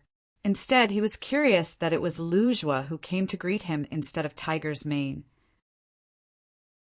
The telegram that he was coming back had been sent a few days ago. By right, Tiger's Mane should have come to welcome him personally. Could it be that there was a problem in the first city? With confusion, Yang Qindong asked Commander Lu Zhua, who came to greet him. Yes. Lu Zhua nodded without hiding anything. In front of Yang Qindong, he didn't dare to lie. Not long after the New Year, there was a sudden movement in the northwest. The Mongol army of the Gobi Desert suddenly sent troops to attack Wandu. The general guarding the city, Mu Rin, was defeated and retreated with his troops. Since then, that place became the territory of the Gobi Desert Mongol army. But that place was too close to our first city. It was only more than 200 miles away. Under the rapid movement of the cavalry, it would soon threaten our safety. Commander Tiger was worried that there would be problems in the future, so he took advantage of the fact that the other party had not yet gained a firm foothold and deployed troops to attack there. There was really no time to come to Talis City to pick up the 6th young master, so he arranged for me to come with the 2nd Cavalry Regiment. Take down Wandu? Yang Qindong listened to Lu Zhua's introduction and nodded first. If this was the case, Wandu would absolutely not be allowed to be touched by others. As the saying goes, how could one allow others to sleep beside one's bed? But the problem came again. Even if everyone understood this problem, what did the Gobi Desert Mongol army think? They knew that the mercenaries would not give up and would not allow them to touch the surrounding area of the first city. So why did they occupy that place? At this time, there was still snow on the grassland. It was not a good season for grazing. Even if it was, a small place like Wandu should not let the Gobi Desert Mongol army take such a big risk. Intuition suddenly told Yang Qindong that something was not right. Yang Qindong's expression changed, and he said to Beta Persei beside him, "Quick, send a telegram immediately to ask the first city if Tiger's Mane has sent troops. If not, ask them to postpone it." Seeing the 6th young master's expression change dramatically, Beta Persei quickly agreed and asked someone to send a telegram. Not long after, there was a reply to the telegram. Tiger's Mane had already set off 3 days ago and should have already fought with the Gobi Desert Mongol army. Speed up the march and get back to the first city as soon as possible. Yang Qindong, who heard the news, stopped talking and took the initiative to speed up. In view of Yang Qindong's performance, the others also began to speed up involuntarily. Only half a day later, a new telegram was sent to Yang Qindong. Sure enough, as he had guessed, something had happened. In the telegram, it said that the city of Wandu was a trap. The mercenaries were caught off guard and fell into the trap. The army suffered heavy losses. In the end, the Tatar cavalry led by Su, he fought desperately to open up a bloody path. Now they had fled back to the first city, and the pursuers were close to the first city. There was a long list of losses at the bottom of the telegram. Looking at the introduction above, the Independent Division lost 4 battalions, and more than half of the Tatar Cavalry Regiment lost more than 1,500 people. Of the 3 newly formed regiments of new recruits, 2 of them had lost around 4,000 men. The most miserable one was the Cavalry Regiment, which had a total of 3,200 men. In the end, less than 500 managed to escape. Among them, the commander of the 2nd Battalion, Gao Danhua, had died in battle, while the commander of the 1st Battalion, Deng Yu, had been seriously injured. Looking at the bloody numbers on the telegram, the mercenaries lost 10,000 people in this battle and countless people were injured. Yang Qindong's face was terrifyingly gloomy at this moment. After 6 to 7 breaths, he suddenly raised his head and said fiercely, "Reinforce the 2nd Cavalry Regiment. Leave 2 battalions to escort the madams back to the first city. The remaining battalion will pull the wooden carriage and bring Commander Xiao Feng's Cold Vanguard Regiment to the first city with me." 10,000 people were killed in the battle and countless people were injured. This was the largest number of casualties since the mercenaries were established. At the same time, it could be considered a serious injury. However, What was even more terrifying was that the current origin city was already in danger. If the city was in danger, he was afraid that such a long time of effort would be in vain. This was definitely not what Yang Qindong wanted to see. After the order was given, the carriage was dismantled into pieces of wooden planks. On them sat the cold vanguard soldiers who held the 95 style. Fortunately, there was heavy snow on the road. With the help of the snow, it was not difficult to pull them up. At this moment, Xiao Feng's cold vanguard regiment had 1,300 people, and Ma Xiangshan's reinforced battalion had 1,000 people. A total of 2,300 people flew toward the first city. At this time in the first city, Tiger's mane looked haggard and his face was very ugly. He, who had been with the young master for the longest time, had always wanted to use his strength to prove himself and tell others that he did not rely on his qualifications to become the leader of a division. It could be said that this idea was good, but because he was too eager and too anxious, when he saw that Huan City, which was only 200 li away, had changed hands, he did not even wait for Yang Qindong to arrive before he began to mobilize his troops. Or rather, he did not want to wait for the return of the 6th young master. He just wanted to fight a beautiful battle to prove himself. However, he never expected that he would return in defeat. 10,000 soldiers died in battle, countless were injured, and the first city was in danger of being surrounded. The scouts at the front had already sent news that the Mongolian army in the desert had already arrived outside the city. They were less than 20 miles away from the greenhouse plantation. The generals below were all asking for instructions on what to do. Although the greenhouse plantation was only a mere 2,000 mu of land and was really nothing, it was arranged by the 6th young master to be planted. The vegetables that appeared in it once made the Mongolian people call the god of war the messenger of the immortal heaven. It was already a symbol, and the symbolic meaning was greater than the actual meaning. Such a place absolutely could not be lost. Otherwise, without waiting for the 6th young master to scold him, Tiger's mane would not be able to get over this hurdle in his heart. Men, bring out the 6 firearm battalions of the independent division. The others will guard the city. Even if I die on the battlefield, you're not allowed to open the city gate and take a step out of the first city. Tiger's mane made up his mind. Since the bad situation was caused by his poor command, then he had to personally stand up and solve this problem. Although he did not know if he could do it, at least he would use all his strength and even pay with his life. Yang Qindong was not here, so the commander of the army in the city was Tiger's mane. In this aspect, even Yu Mian could not be compared to him. He gave the order. Even if the officers below had different opinions, they could only endure it. There was strict discipline in the army. Once the commander gave a military order, even if it was wrong, they had to carry it out. Everything had to wait until the war was over. When the conclusion was made, everyone would have the freedom to express their own opinions. Leaving Commander Su, he to guard the city, Tiger's mane led 6 battalions of firearm soldiers out of the city. When he arrived at the greenhouse plantation, the enemy was already less than 5 miles away from him. Everyone find a suitable formation. As long as the enemy dares to come, beat them all back. Tiger's mane put his hands on his waist and roared with a cold face at Vice Commander Exine Honghai and the 6 battalion commanders. 6 battalions, more than 2,000 soldiers, armed with Type 81 rifles spread out in units, forming a huge temporary battlefield. The straight line of the battlefield reached a distance of several miles. The mercenaries set up a strict formation, and the enemy on the other side also stopped in their tracks. They did not immediately launch an attack. Instead, they set up camp, buried pots and cooked rice, and put on an unhurried appearance.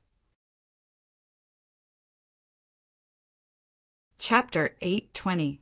In the temporary tent, Suede sat at the head of the table. As the main commander of this battle and the one who had sent the most troops, he had the right to sit in this position. However, the people sitting on the left and right of the Khan were even more surprising. Speaking of which, they were Yang Qindong's old friends, Agadorji and Fan Yuhai. Needless to say, Agar Dorji's 50,000 cavalry had been defeated at the hands of Yang Qindong, and even his son Hararuku had been lost. If General Su he had not stepped in at the critical moment, he and his son would not have been able to escape. However, when they were completely safe and no one could threaten them, when the father and son were finally reunited, not only were they not grateful to Su-hee, they even scolded him for being disloyal after drinking. This strange father and son even blamed Su-hee for their defeat, believing that it was because he was greedy and afraid of death that he did not fulfill his responsibilities, which led to the final defeat. They had been brooding over this matter and had been looking for an opportunity to take revenge. It was at this time that they encountered another cavalry unit on the grassland. Both sides immediately got on their horses and carriages, as if they were going to fight. But in the end, they did not fight because the other party's general took the initiative to come out and say that he wanted to have a good talk with them. From afar, Agar Dorji noticed that the enemy had about 15,000 cavalry, which was about the same as his own army. But the difference was that he had brought some defeated soldiers and some men who had just been abducted from all over the grassland. Once the battle started, he wasn't completely sure how much combat strength they could exert. He wasn't even completely sure if they would turn around and run away when the battle started. With such an army, it was naturally best to avoid a fight if possible. Just like this, Agar Dorji met with the enemy General Fan Yuhai in front of the two armies. Through their conversation, he learned about the other party's background. Unexpectedly, the other party was also a defeated army that had escaped from the Jiaoji kingdom in the south of the Great Ming dynasty. Even the other party's cavalry was mostly captured and plundered along the way, which was very similar to his own. However, this was not the end of it. What was even more similar was that they had both been defeated by Yang Qindong.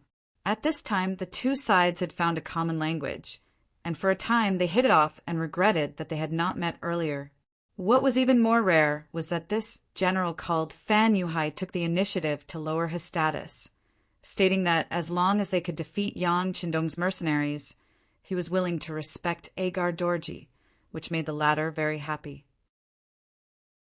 Originally, he thought that he had lost his main army, and he did not know how long it would take for him to rise again. Who would have thought that an opportunity appeared so soon? Overjoyed, he immediately agreed, and the two sides became allies, with Agar Dorji as the leader. Fan Yuhai was a famous general in Jiaoji, and had even brought a lot of trouble to Yang Qindong. However, because this person was very good at seeing the big picture, every time the situation was dangerous, he would always be the first to escape, which made Yang Qindong unable to catch him several times. After several exchanges, Fan Yuhai could also see that he was really not Yang Qindong's opponent. Although he was a proud person and usually did not put others in his eyes, he had to admit in his heart that whether it was the grasp of the battlefield or the fighting strength of the army, he was indeed inferior to Yang Qindong. Fan Yuhai could not help but feel like he was born in the East. Then he made an important decision, and that was to leave the south and go to the north. He heard that the grasslands there were fertile and very suitable for raising horses. Moreover, the people there were more martial spirit because of the climate and environment. In his eyes, these conditions were undoubtedly very tempting. With his ability and wisdom, it should not be a problem for him to carve out a piece of the world and create the strongest cavalry in the world. With these thoughts in mind, Fan Yuhai set off. After passing through dense forests and mountains, they finally arrived at the grassland after suffering countless hardships. However, he soon realized that there was a huge difference between what he had heard and the actual situation. Who said that grasslands had to be fertile? Most of the places he saw were deserts, and the degree of desolation shocked him several times. It was said that the south was a barren land, but in Fan Yuhai's eyes, it was far inferior to this boundless desert. However, since he had already made his choice, Fan Yuhai certainly wouldn't turn back. He could only make up his mind and continue to walk forward. Along the way, he also encountered some small tribes. Of course, he would snatch whatever he could and take whatever he could. This allowed him to expand his original 5,000 elite soldiers to the current 15,000. The army grew stronger and finally walked out of the desert and into the grasslands. Then he met Agar Dorji and learned more about this place. Fan Yuhai, who had always been known for his forbearance and intelligence, immediately decided to form an alliance with him and even respect him. He did not make such a decision because he was sincerely submitting to him. Instead, he wanted to use this opportunity to inquire about more things and understand more about the situation in this place. How could Agar Dorji know about this? Fan Yuhai, being so obedient and tactful, made him happy. At the same time, he answered almost all of Fan Yuhai's questions and explained the situation of this grassland without much effort. Fan Yuhai kept a smile on his face, but only the heavens knew how shocked he was in his heart. He lamented his bad luck to meet Yang Qindong here, and at the same time he also lamented the speed at which Yang Qindong developed. Of course, there was also a voice in his heart that told him that this was his chance to turn the tables. Generally speaking, Fan Yuhai wanted to turn the tables not only because he had been defeated time and time again by Yang Qindong, but also because he wanted to get back at Yang Qindong. It was also because he realized that the forces here were intertwined with each other and were mainly cavalry. This way, they could greatly suppress the power of the muskets. Wasn't this an environment that could greatly reduce the strength of both sides, exactly what he wanted? With the idea of turning the tables, Fan Yuhai began to think. He proposed the idea of allying with the Mongol tribes of the Gobi Desert to deal with the mercenaries together. At first, Agar Dorji did not agree with this idea. First, their relationship was not good. Back then, he had wanted to snatch Sud Khan's daughter to be his daughter-in-law. Second, his strength was not as good as Sud Khan's, and if they formed an alliance, it would be difficult for him to take the lead. This was something that Agar Dorji, who was used to having his entire army move at a single command, could not accept. Who was Fan Yuhai? He was the best at reading people's minds. He quickly found Agar Dorji's concerns and said that no matter who the alliance was, he was willing to respect them. At the same time, he also said that he was willing to persuade Sud Khan. Once they succeeded, they would join forces to attack the mercenaries. If they won, it would be easy to share the benefits. If they lost, it would be fine. Once the opportunity was right, they could swallow the Mongol tribes of the desert. There's a large amount of land there and countless horses and sheep. It was enough for them to rise from the ashes. After some persuasion, Agar Dorji saw hope again and finally agreed. Fan Yuhai also followed the direction that Agar Dorji pointed to. After entering the Mongol tribes of the desert, he quickly convinced Sud Khan. It was also easy to find an excuse. He directly said that the strength of the mercenaries was a threat to the existence of all the grassland tribes. In addition, he allowed Agar Dorji's tribe to continue to grow, so he might as well call them over to watch over them. If there was a chance, he could directly devour the cavalry under his command. This was also a way to strengthen himself. After some consideration, Sud Khan agreed to this decision. Just as Fan Yuhai said, he did not want to see the mercenaries grow stronger and become a threat to himself. He also wanted to swallow Agar Dorji's tribe completely. In the end, he agreed. At this point, the alliance of the three forces was quickly formed under Fan Yuhai's guidance. The next step was to choose the location of the battle. After some investigation, Wandu was the most suitable place. The battle that Fan Yuhai had planned was about to begin. As expected, Tiger's mane was tricked and was heavily injured. The myth of the mercenaries being invincible was broken. In the tent, Sud Khan was sitting in the main seat, his face full of joy. In the Battle of Wanda City, he had beheaded 10,000 enemies and injured countless enemies. This was the humiliation of his previous 2 defeats. On the battlefield, they had obtained countless horses and sabers. He had seen those things, and they were indeed very sharp and tough. They were much stronger than the sabers in their hands. With such a harvest, Sud Khan was in a good mood. What made him even more excited was that this battle had broken the myth of the mercenaries being invincible. The originally low morale had been boosted, and some of the disloyal people in the tribe had become much more obedient. All of this was thanks to Fan Yuhai, who was sitting on the right. At this moment, he looked at Fan Yuhai with eyes full of admiration, so much so that an idea popped up in his mind. In order to rope this person in, could he keep him by his side through marriage? Fan Yuhai was 38 years old. From this point of view, he was older than Tuoya and could even barely be her father. However, since it was a marriage, he naturally would not consider such a problem.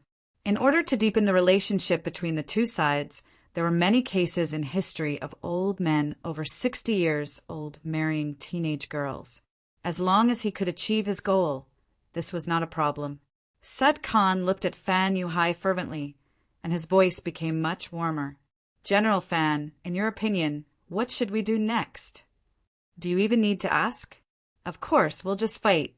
Halajo, who was standing behind Agar Dorji, did not wait for others to say anything and took the initiative to speak. Chapter 8:21. For his son's rude behavior. Agar Dorji didn't think it was wrong at all. On the contrary, he nodded approvingly. My son is right. Now that we have defeated the mercenaries, the scouts have also sent news that the number of mercenaries in the beginning city is less than 10,000. This is the best time for us to follow up the victory. Haha, there are a lot of provisions and 70,000 people in the city. They are all wealth. As he spoke, Agar Dorji already had a greedy look on his face. It was exactly the same as Har Dorji behind him. They were indeed father and son. Yes. Sud Khan also nodded after hearing this. He also had the same opinion. In his opinion, since they could severely injure more than 10,000 mercenaries before, then the 10,000 wounded people in the city were not a concern. Among the 3 people in the alliance, 2 of them nodded. Logically speaking, they had set the rules for this matter. But for some reason, Fan Yuhai didn't say anything, and the 2 of them didn't rush to give orders. Because Fan Yuhai didn't say anything, the atmosphere in the tent slowly became quiet. In the Battle of Wanda City, this person had proven his ability with practical actions. At this moment, everyone looked at him respectfully, waiting for his final decision. Among the crowd, only Har Dorji had a look of impatience. In his opinion, Fan Yuhai was nothing special. He was just lucky and defeated the mercenaries once. This didn't prove that he was the best. However, even his father didn't say anything. Of course, he couldn't stand up and criticize Fan Yuhai. Time ticked by. Seeing that Fan Yuhai was still deep in thought, Sudor Khan couldn't hold it in any longer and asked, General Fan, is there something wrong? Yes, there is something wrong. Fan Yuhai finally raised his head. His face looked very solemn. What's wrong? Agar Dorji's mouth was quick. He leaned forward and looked impatient. If this person didn't say anything, he wouldn't give up. Report. At this moment, the voice of a scout suddenly came from outside the tent. Then, a man wearing a typical Mongolian costume entered the tent and knelt on the ground. He looked up and said to Sud Khan, Khan, the scout found an army in the southeast. There are about 2,000 people. Army? Have you found out who it is? Suda's confident smile disappeared in an instant. Could it be that a nearby tribe saw an opportunity and wanted to take a share of the pie? Without making the Sud wait for too long, the kneeling scout raised his head and said, reporting to the Khan, It's too far away to see clearly, but judging from the flag, it should be the flag of the war god. What? At this moment, not only did Suitor yell out in surprise, even Agadorji, who was sitting on the left, had a look of shock on his face. When ancient armies marched to war, they would each have their own flag, just like mercenaries. Most of them would use the 5-star flag, but wherever Yang Chendong appeared, unless they wanted to hide their identity, they would hang the 2 words War God to show their military might. Since the scout said that the other party was using the flag of the war god, Needless to say, it should be Yang Qindong who appeared. As the saying goes, a person's name is like a tree's shadow. When they heard the name Yang Qindong, it was normal for the three people who had lost to him to change their expressions. The reason why they dared to set a trap in Yunda City was because they knew that Yang Qindong had gone to Bai Ming's capital and was not in the origin city. Otherwise, it was unknown whether they would dare to fight with the mercenaries so openly. Sud Khan and Agadorji did not speak. Even Fan Yuhai, who was sitting on the right, did not speak. They all needed time to digest the news they had just received. The scouts on the grassland were fast, had good horsemanship, and were very vigilant. However, they had a fatal weakness, which was that they could only show off in their own territory. They were not strong enough to extend their tentacles to other places, such as Bai Ming's capital. They did not have any basis for when Yang Qindong would come back. Everything was just guessing. But at such a critical time, the other party appeared and caught them off guard. After an unknown period of time, Sud Khan, who was sitting at the head of the table, finally could not help but say, "Everyone, what should we do next? Should we fight or not? Why should we not fight?" Hararo did not wait for the others to express their opinions and was the first to speak. He was captured by Yang Qindong and regarded it as the greatest shame of his life. Even in his dreams, he was thinking about how to turn the tables. Now that they had finally grasped the advantage, if they retreated just because they heard a name, wouldn't it prove that they were afraid of the great Ming's loyal duke? If they did not even have the courage to fight, how could they talk about revenge? "Shut up." Unlike before, when he allowed his son to interrupt, Agar Dorji finally scolded and then closed his mouth tightly. Back then, the 50,000 soldiers were defeated by Yang Qindong. This was indeed a shadow in his heart, a shadow that could not be erased and even made him afraid when he thought of it. Seeing Agar Dorji's performance, Sud Khan was very disappointed. Previously, he was so fearless and looked like he was going to attack the first city. Now, just a name scared him to this extent. If such an ally wanted to achieve great things, it could only be a joke. Since he didn't have much hope for Agar Dorj, Suede could only look at Fan Yuhai. Fan Yuhai was calm and collected, so his decisions were highly valued. Fan Yuhai was indeed deep in thought at this moment. His understanding of Yang Qindong was no less than Suda and the others. In fact, he knew more. Because of this, he was very clear about what kind of ability this person had. To be honest, he was not prepared to fight with Yang Qindong because he did not have the slightest confidence in winning. Sud Khan was still Agar Dorji. Although he also had a large number of soldiers, they were all cavalry. However, when facing Yang Qindong, would he be able to display his full strength? Sud Khan felt that it was impossible.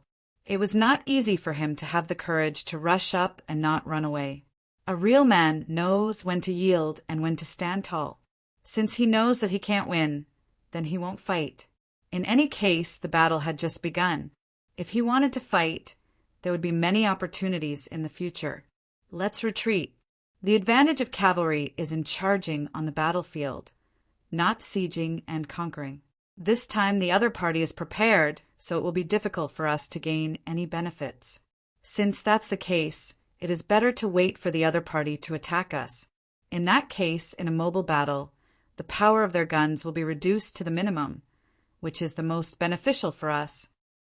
After thinking for a while, Fan Yuhai finally made a decision. After hearing this, he could even hear Sud Khan and Agar Dorji heaving a sigh of relief. Good. Since that's the case, I also agree to withdraw. Just as Agar Dorji finished speaking, Sud Khan nodded. Since that's the case, we will retreat to Wanda City first and look for an opportunity. The Mongol Alliance army, who had been eyeing the first city covetously and wanted to destroy the first city, retreated. When Yang Qindong arrived with Xiao Feng's cold vanguard regiment, he saw the other party retreating. Sixth young master, should we charge up? Ma Xiangshan's eyes were filled with killing intent as he asked excitedly. No need. Yang Qindong shook his head. Xiao Feng's cold vanguard regiment had just come into contact with war horses. so their horsemanship training still needed to be strengthened.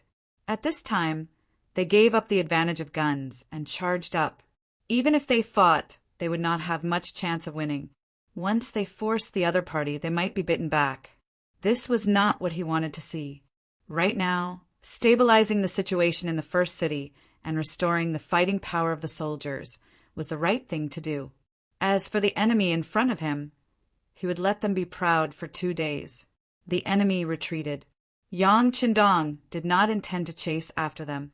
He brought the somewhat disappointed Xiao Feng's regiment and Ma Xiangshan's battalion back to the first city. At the city gate, in the cold weather, Tiger's Mane was kneeling naked with a few dried branches tied to his back. Behind him, there was a group of officers kneeling. Among them, Su He, Zhui Feng, and the others were also in the crowd. Seeing this scene, Yang Qindong could not help but laugh out loud. He actually played the game of carrying a bramble and asking for forgiveness. This made him feel like crying and laughing. Yang Qindong, who was riding on the white dragon horse, actually laughed. This scene was seen by some officers, and they did not know what to do.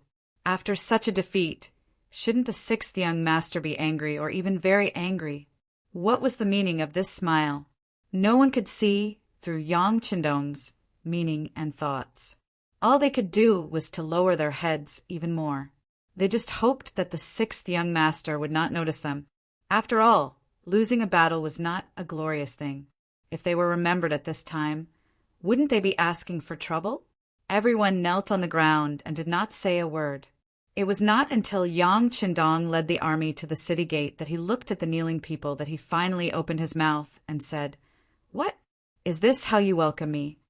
Facing Yang Qindong's questioning, no one dared to remain silent.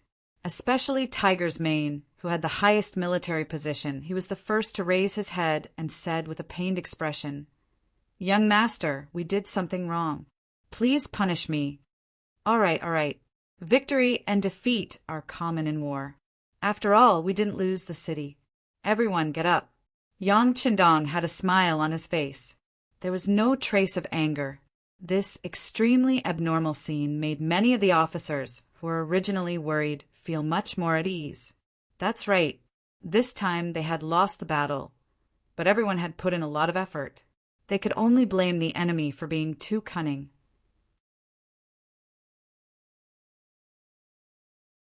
Chapter 8:22. Under Yang Qindong's signal, Beta Persei also found a military coat and put it on Tiger's Mane. Then, everyone followed the sixth young master into the city. Although they had only been away for 3 months, the atmosphere in the city had changed. It was not as noisy as before. Even the number of people walking on the streets seemed to have decreased a lot. This was the reaction and result after defeat. Yang Qindong saw this, but he did not say a word. The team arrived at the Yang mansion. After Xiao Feng's group was settled in the barracks, Tiger's Mane, Windchaser, and Su, he all knelt on the ground. They were smart enough to know that this was the time for the sixth young master to punish them. Yang Qindong did not reprimand them in front of so many people because he wanted to save them face. After all, they were all leaders. If they were scolded too harshly in front of their subordinates, it would not be beneficial for them to lead and command troops in the future. Since there were no outsiders, Yang Qindong casually found a chair and sat down. He glanced at the 3 people kneeling on the ground and said, "Tell me what's going on." Although he knew from the telegram that they were defeated, it did not explain what had happened. Without understanding, there was no right to speak. Yang Qindong wanted to know how the other party defeated Tiger's Mane and the others. After all conspiracies and tricks depended on one's own strength in the end. It was like a 3-year-old child. No matter how good he was at scheming, it would be difficult for him to defeat a 20-year-old strong man. "It's like this," Tiger's Mane said. Su, He, and Windchaser added on. The process of the matter was clearly shown in front of Yang Qindong. The Mongols of Gobi Desert suddenly launched a large-scale attack on Wandu. To the outside world, The reason was that they had betrayed the Mongols of Gobi Desert. They were here to seek revenge. Mu Rin, the general of Yendu, who had a guilty conscience and whose military strength was far inferior to the other side, wisely chose to leave and give up the city. After the news spread to the beginning city, Tiger's man gathered the officers for a meeting. After discussion, they finally decided to take down Wanda City to reduce the threat that could threaten their existence at any time. After the decision was made, the corresponding military plan was carried out. The Independent Division was the main offensive force. Vice Division Commander Xian Honghai led 8 battalions and the 1st New Recruit Regiment to carry out the mission. On the left, the 1st Cavalry Regiment was the main offensive force. Regiment Commander Zhue Yifeng led the 1st New Recruit Regiment and the 2nd New Recruit Regiment followed. On the right, the Tatar Cavalry Regiment was the main offensive force. Regiment Commander Su, he led the 3rd New Recruit Regiment followed. A total of 16,000 people launched a fierce attack on the city. Division Commander Tiger's man would lead the remaining 8 battalions of the Independent Division, as well as Su Yunqing's Reconnaissance Battalion and Logistics Battalion to stay behind. They would be in charge of the security of the city and the supply of the army. Even 3 new regiments were sent out. This in itself was enough to explain the problem. This was originally a training operation. It was to bring the new recruits to experience the atmosphere of the battlefield, so that they could adapt to this environment faster and better. It was just a Wanda City, facing the Mongol troops of the Gobi Desert who had been defeated by them again and again. No one put them in their eyes. And the facts also proved that it didn't take long to take down Wanda City. The army just charged and scared the enemy away and occupied the city. And all the changes began to happen from this moment. Just as the army occupied Wanda City and was cheering for victory, suddenly one explosion after another sounded in the city, followed by flames that soared high into the sky. The unprepared mercenaries were hit head-on. The explosion and flames devoured their lives and disrupted their battle formation. After the event, the number of soldiers who were burned to death by the explosion was close to 5,000. Other than that, there were at least 2,000 soldiers who were injured or burned. The chaos didn't end there. After the explosion and flames, countless Mongol cavalry appeared from all around Wanda City. They fired their bows and charged forward like a tornado in the desert. Without any preparation, the soldiers didn't know their generals and the generals didn't know their soldiers. In the chaotic battlefield, facing the sudden appearance of the Mongol cavalry, the mercenaries panicked. On the battlefield, there was a one-sided situation and a one-sided massacre had begun. At this point, Tiger's mane raised his head and looked at the silent Yang Qindong and said, "The generals are still very brave." Many of the soldiers who were burned took the initiative to take up the role of providing cover. For example, Gao Danhua, the 2nd Battalion commander of the 1st Cavalry Reinforced Regiment, was in the sea of flames. More than 40% of his body was burned, but he still raised his sword and led the soldiers to charge at the enemy. In the end, he died on the battlefield. In this battle, we lost 10,000 soldiers and more than 4,000 were injured. Young master, it's all my fault. I made a mistake in my command. Please punish me.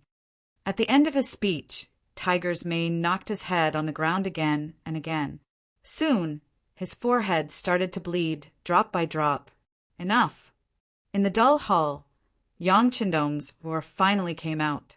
"You are not sorry to me, but to the soldiers who died on the battlefield." Do you know how many families their deaths brought pain that can't be erased for a lifetime? With this roar, Tiger's mane didn't dare to make a sound. He just lowered his head and cried. Wind-Chasing Wolf and Su He, who were kneeling on the side, also looked very gloomy. This time Hu Mang, who was the commander of the army, was mainly responsible. But as his deputy, he didn't stop it and didn't find the problem. He was also guilty. The room became quiet again. After Yang Qindong shouted, his chest kept rising and falling. It was obvious that he was really angry. Beta Persei saw all of this and was also very worried. He stepped forward and whispered, "Young master, take care of your body. It's bad for your body to be angry." Sigh. Yang Qindong sighed and then waved his hand. "Forget it. This time you are indeed responsible. But where did the fire come from? How did the Mongolian tribe in the north set you on fire? This is the main reason. Let me ask you, have you found out the reason?" "Ah, no, no." Tiger's mane raised his head again, but the shame on his face was even heavier. This result seemed to be within Yang Qindong's expectations. He could also understand. After losing to such an extent, everyone was only thinking about how to defend the city. How could they have time to think about other things?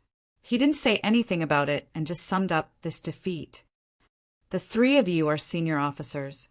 Each of you will be recorded with a major demerit and your salary will be deducted for a year.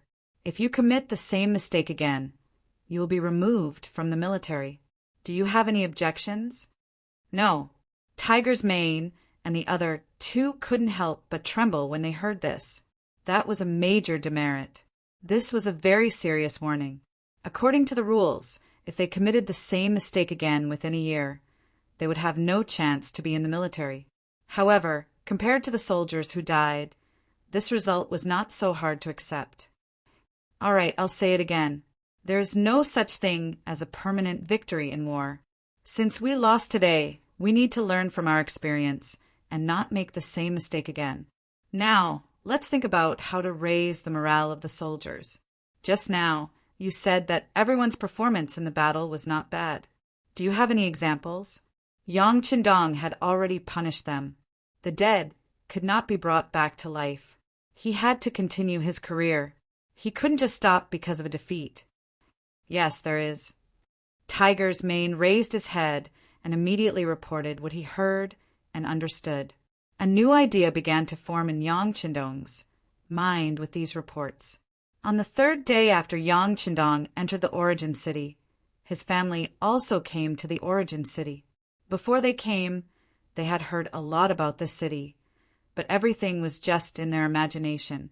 However, when they really entered this place, all kinds of exclamations naturally came out from their mouths. The origin city was naturally much worse than the capital of Ming. It was even a little worse than the old city, like Xian Mansion. However, after walking through the snow and seeing the vast white grassland, it was very difficult to see such a big city here. After only 2 days, the number of people on the streets of the city had begun to increase. The messenger of longevity, Heaven, had returned. The god of war had returned. This was like a shot in the arm for everyone, allowing the people in the city to see hope again. If Yang Qindong's return was a kind of spiritual stimulation, then the compensation for the soldier's death that was distributed to the people in the past 2 days was real. They could see and feel the benefits. Under Yang Qindong's order, the treasury in the city was opened. More than half of the accumulated money was taken out to pay the families and relatives of the soldiers who died in the battle.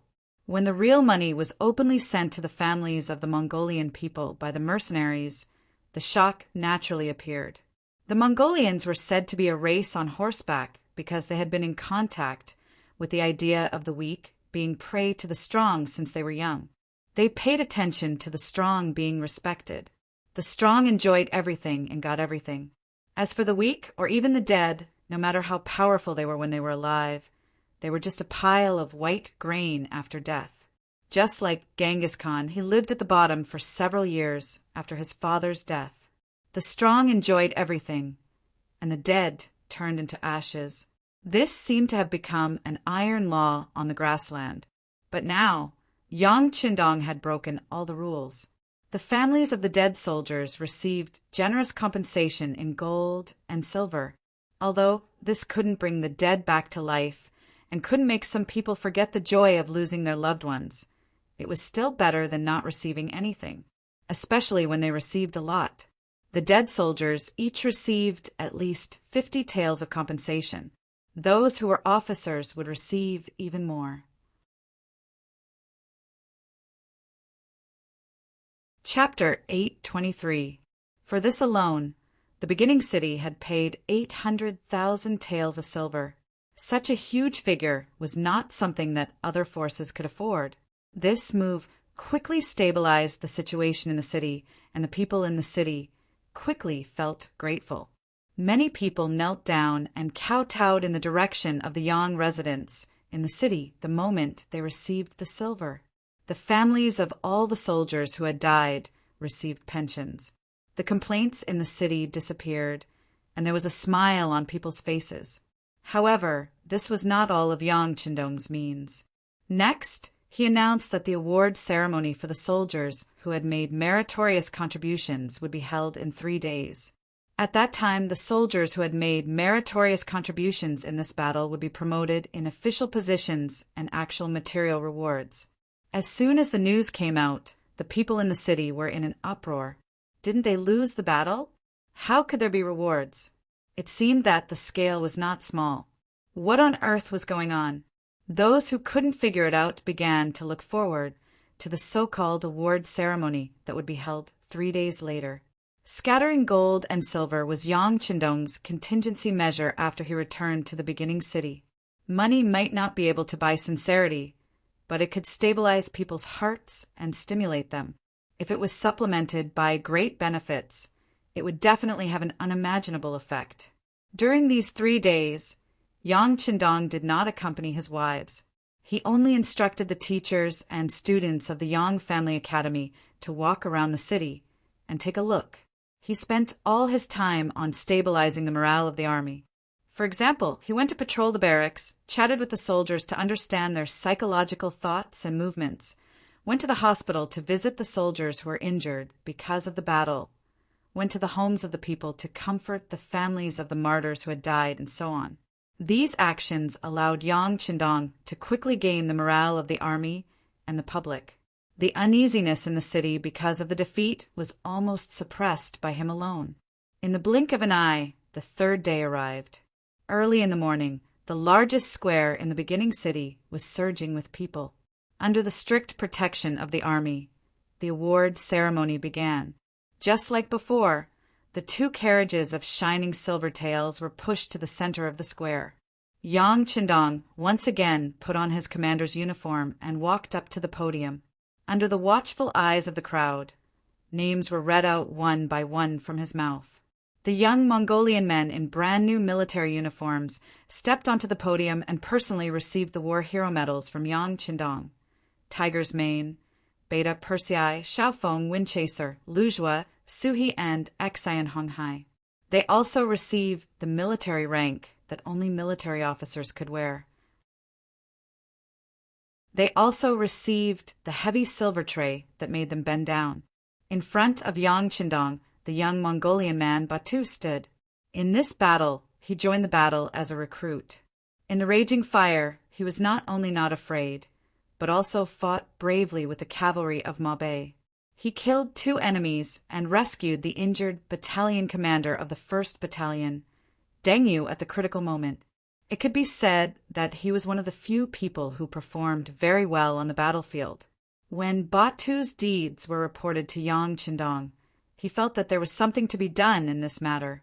Finally, under his support and decision, he became a typical example among the recruits and stood on the podium of the award ceremony. Yang Qindong personally hung a 2nd-level war hero medal on his chest. At the same time, he also gave him a 2nd lieutenant's military rank with 1 bar and 500 taels of silver as a substantial reward. Holding the tray in his hand, Batu's face was red, and his face was full of smiles. "Do well. I am optimistic about you." Like many leaders in later generations, Yang Qindong patted Batu's shoulder to encourage him. It was these 7 words that made Batu extremely excited, until he walked past Yang Qindong and came to the podium that was equipped with loudspeakers and batteries. His face was still red and excited. "Hello, everyone. My name is Batu. I am a native Mongolian. I grew up in a happy family. My father, mother, and sister accompanied me as I grew up. At that time, the sky was so blue and the water was so fertile. Even when it snowed in winter, the snowflakes were so pure and white. But all this happiness was disrupted by a sudden incident. That day, Ferwalla bandits came to my house. My father, Ba Tu, was still talking about his strength on the podium. Yang Qindong and the others had already taken their seats in the first row of the podium. Sitting on his right was Beta Persei. Yang Qindong had already read the investigation about Ba Tuesday. He knew that he would be Beta Persei's future brother-in-law, so he took this opportunity to give him a chance. Now, it seemed that this person's performance was not bad. Seeing Beta Persei looking at him, Yang Qindong said softly, "Not bad, he did very well." "Thank you, young master, for your praise and for giving him this opportunity." Beta Persei was also very excited. Then he looked at Ba Tu, who was still on the podium, with a gratified expression. Although he and Kikij spent 2 days and 2 nights teaching him, it was undeniable that what he said was the truth, and it was also the most infectious for other Mongolians with similar experiences. To be able to achieve this effect, everything was enough. Beta Persei was not the only one who spoke. 2 other Mongolian soldiers who had made contributions in this battle also spoke. Their experiences were different, but the goal of the topic was the same. It was about the benefits of joining the mercenary army, and how their lives had changed after joining the army, and what kind of tempering their lives had been through. Hearing this, the people in the city who came to participate in this award ceremony were either excited or had tears in their eyes, or this was a successful conference. After all the processes were completed, the last item of the conference was announced by Tiger's man. Just before the end of the conference, he announced the recruitment of new soldiers in the city, and it immediately received strong support from the people who attended the conference. Previously, Yang Qindong did not advocate the recruitment of soldiers because the resources in the city were limited. It was very expensive to raise an army, not to mention that the treatment of the mercenary army was so good. But in this battle, the losses were too great, so there were a lot of vacancies. Thus, there was a need to recruit soldiers. At the same time, this was also a way to tie everyone's interests together. Think about it. When every family had a mercenary recruit, wouldn't everyone's safety be tied together? It was really a case of if one's glory is glory, then one's glory is glory, and if one's loss is also loss. A total of 1 to 200,000 taels of silver had been spent, and dozens of soldiers had been promoted to platoon leaders and deputy platoon leaders. This was the best example. Under the double temptation of money and glory, the new recruits' registration area in the city was immediately overcrowded.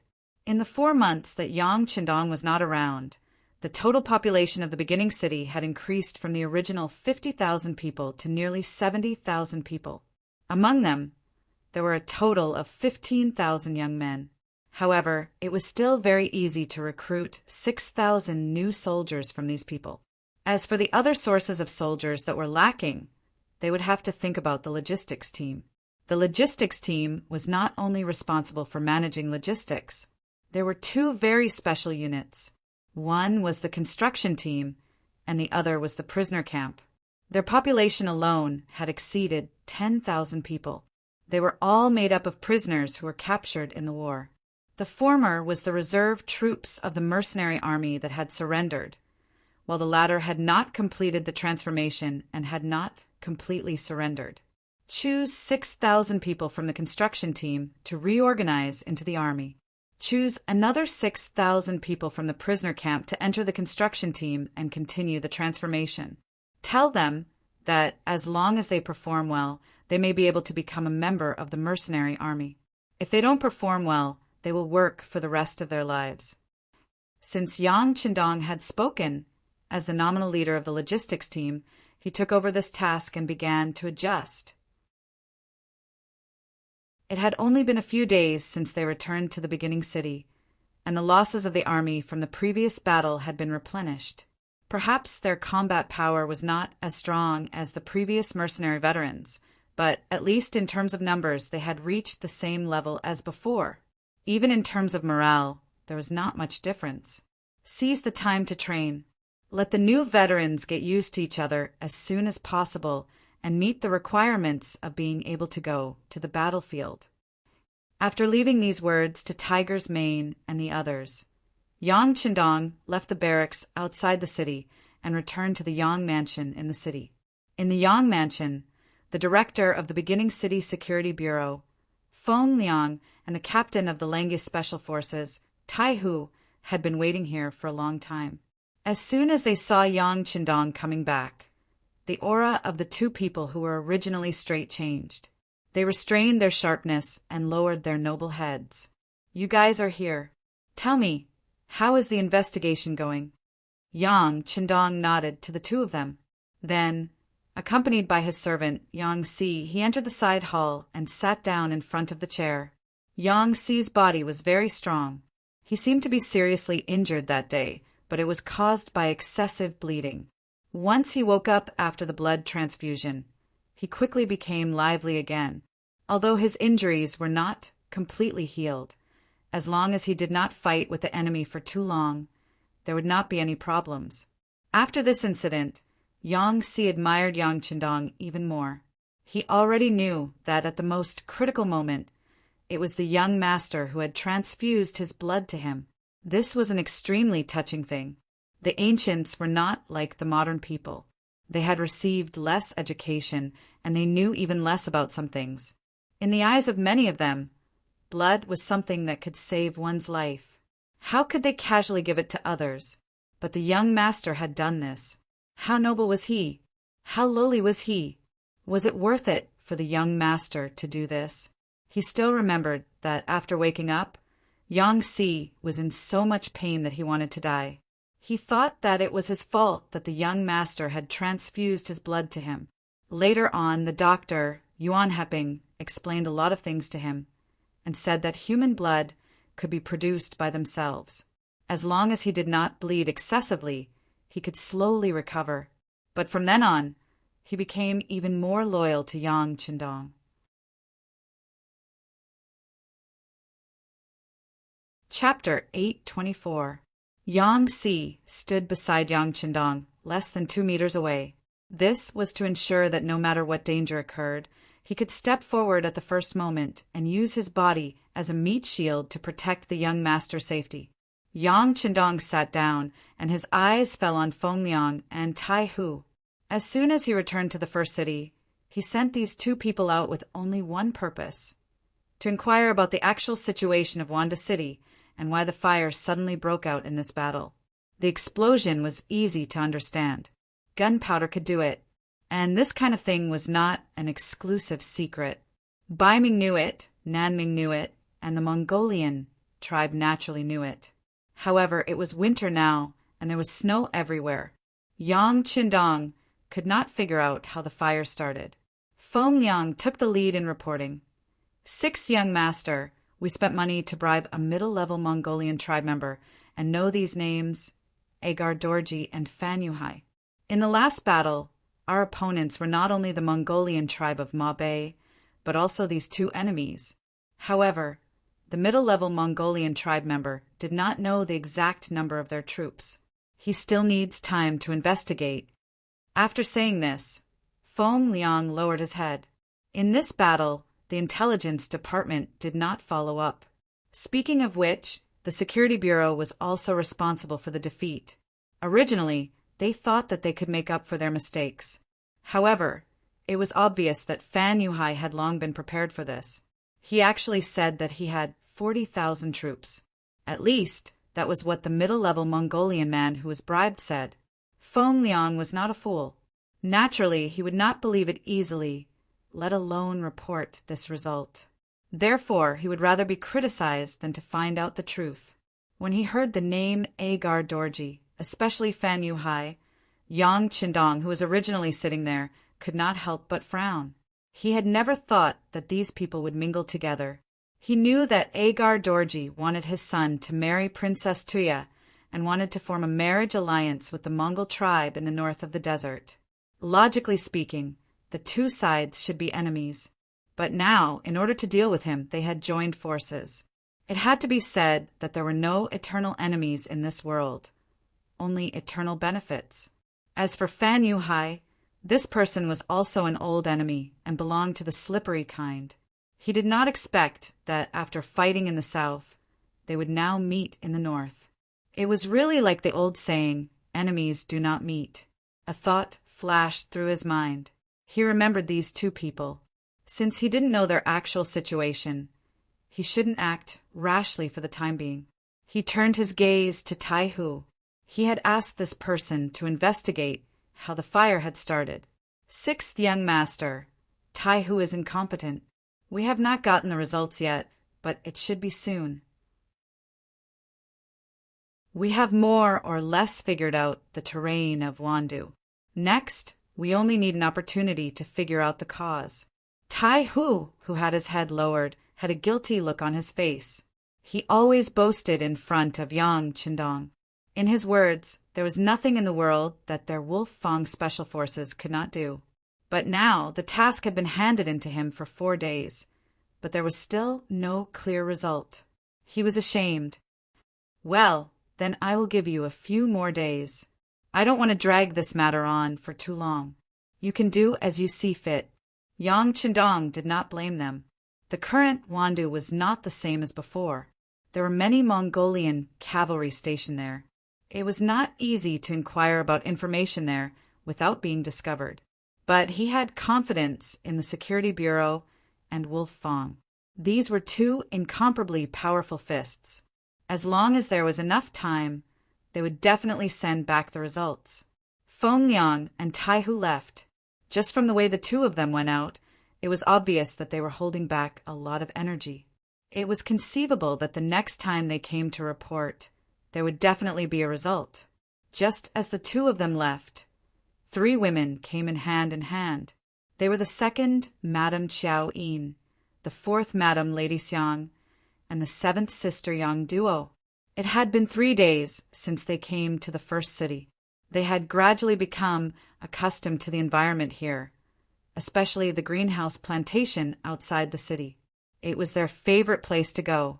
Not only was there green grass that was different from the winter snow, but the vegetables there were also the freshest. They were picked and made into delicious food. The taste was very good. The 3 of them came hand in hand, this time to invite Yang Qindong to the greenhouse plantation. It was not that they were insensible. On the contrary, they wanted to use this method to persuade Yang Qindong to rest more. Otherwise, no matter how good his body was, he would still be exhausted. The 3 women's hospitality was difficult to decline. The main reason was that Yang Qindong had not spent much time with them. He owed them too much. In the face of such a request, he naturally could not refuse. He immediately said, "Then I won't do anything today. I will accompany you to pick vegetables. We will make delicious food." Ha ha ha. Yang Qindong treated it as a hands-off shopkeeper, but the others were not so lucky. For example, the city lord Yu Mian was currently taking Wang Si, Yuan Heping, and the other teachers and students of the Yang Family Academy to tour the city and choose the location to build the school. Most of the first batch of students of the Yang Family Academy were now working in the first University of Red City. Every year, many outstanding students would graduate from there to fill the various positions that appeared in the expanding Yangxia. Building the second university in the first city was something that Yang Chunjiang approved after careful consideration. With the idea of cultivating backup forces, he thought that there should also be a university in the first city. Needless to say, the principal of the second university must be Wang Si. He asked Yu Mian to accompany him to choose an address. Once winter was completely over and it was time to break ground, a university would rise from the ground. Only when he came to the first city did Wang see Yang Qindong's great talent and great vision. How was this still a city? This was clearly the future prototype of a country. He remembered that before leaving the capital, his grandfather had told him that the strength of the Duke of Loyalty should be far stronger than what outsiders saw. At that time, he did not believe it, but now the facts were in front of him, and he had no choice but to believe it.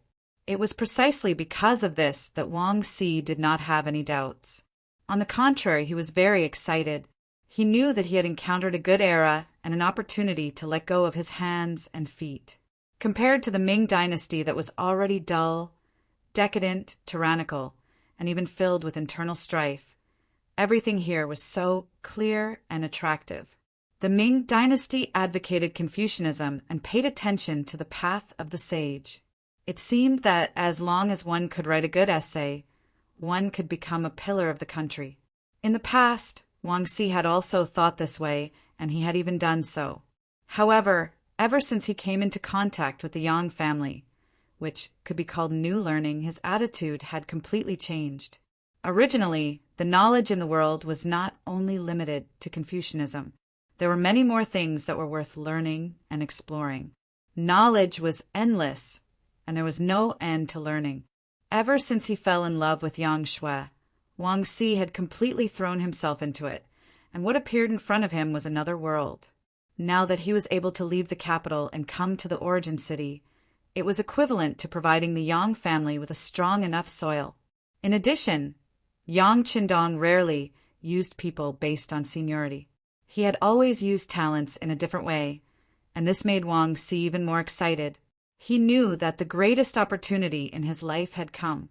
As long as he could seize it, he would become someone like his grandfather, or even someone more powerful than his grandfather. For this goal, Wang Xi worked hard and did his best. The first step was to choose the location of the school. Both Yu Mian and Wang Xi were serious people. When they came together, they were naturally very careful in choosing the location of the school. Fortunately, there were too many open spaces in the origin city, and there were too many places to choose from. After just one day, the new location of the school was decided. Then, it was reported to Yang Qindong for approval. What kind of courses would be held in the new school, and who would be the preacher were the problems that the future principal, Wang Xi, would have to consider after all. Finally, there was a chance to show off their skills. This was a good thing for most of the students of the Yang Family Academy. In the future, they would not be confined by various rules. They only needed to follow their own thoughts and work hard to complete it step by step. If their performance was outstanding, there should be no problem with a golden path for them to walk on. One had to know that their teacher was loyal and courageous. With this, how could the students be afraid that they would not have a future? Of course, not every student was so excited. Just like Junko, one of the few female students, she was very conflicted at this moment. She left Ming with the team. Along the way, she saw the different customs and environment of the great Ming dynasty. It let her know how vast the real great Ming dynasty was. It also let her know that her country was so small and weak. As soon as she arrived at the origin city, a new feeling once again refreshed her worldview and outlook on life. Although many of the people living here were not rich, their faces were full of happiness from the bottom of their hearts. Although some of them had just lost their loved ones because of the defeat, this did not break them down. On the contrary, many people thought that the reason why they lost the battle was because there was no god of war to command the battle. Now that the god of war had returned, they would still restore their history of winning every battle. Their future life would only be better. This kind of yearning for the future, as well as a positive and optimistic attitude, was very infectious even when Junko walked on the street. In contrast, her country, including her father and those ministers, only knew how to fight for fame and fortune in a small place. But in fact, how many people really cared about the lives of the people?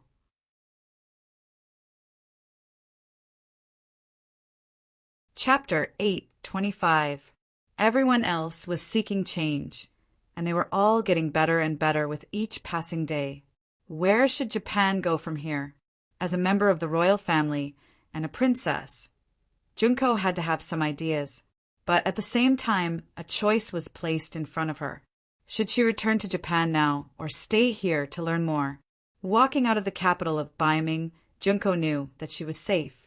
Here, Yang Qindong was the sky and the earth. As long as there was no order from him, no one would restrict her actions. That was to say, from the moment she stepped into the city, she had gained complete freedom and the right to choose. If she stayed, she should be able to learn more. She could see how the academy developed from nothing, how it grew, and how it combined what she learned with reality to benefit the country and the people. It could be said that this was a very good learning process.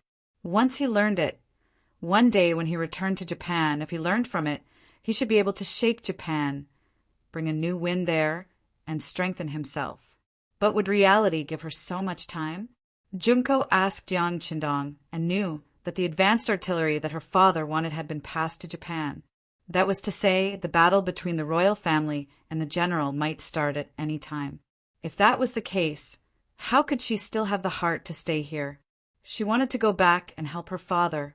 Junko was troubled by whether to leave or stay for several days, but in the end, the honor of the country prevailed over everything. She finally made the decision to leave. As for whether she would lose the best opportunity to learn after doing so, she really couldn't care less. Junko came to the Yang mansion and said goodbye to Yang Qindong. She was received in the study. The study was an important place in the Yang mansion. Usually, even the two madams were not allowed to come here without permission, just like when they were in the Yang manor. This was already an iron law. Generally, those who could be received in the study were important people. Junko was surprised to see Yang Qindong here, but thinking that she was going to leave, she didn't have so many thoughts in her heart.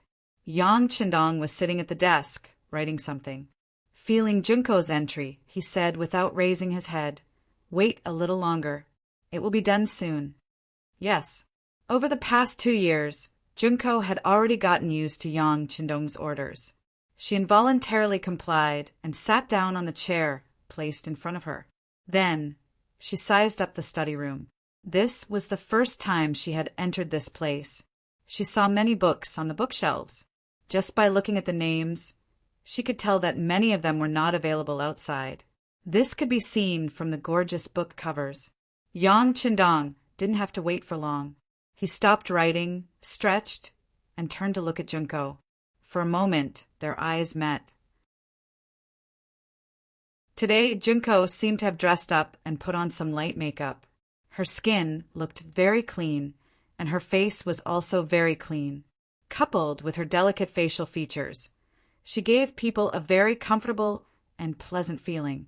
"Have you made your decision?" His eyes only stayed on Junko's face for a moment, then moved to her eyes and asked, "Yes."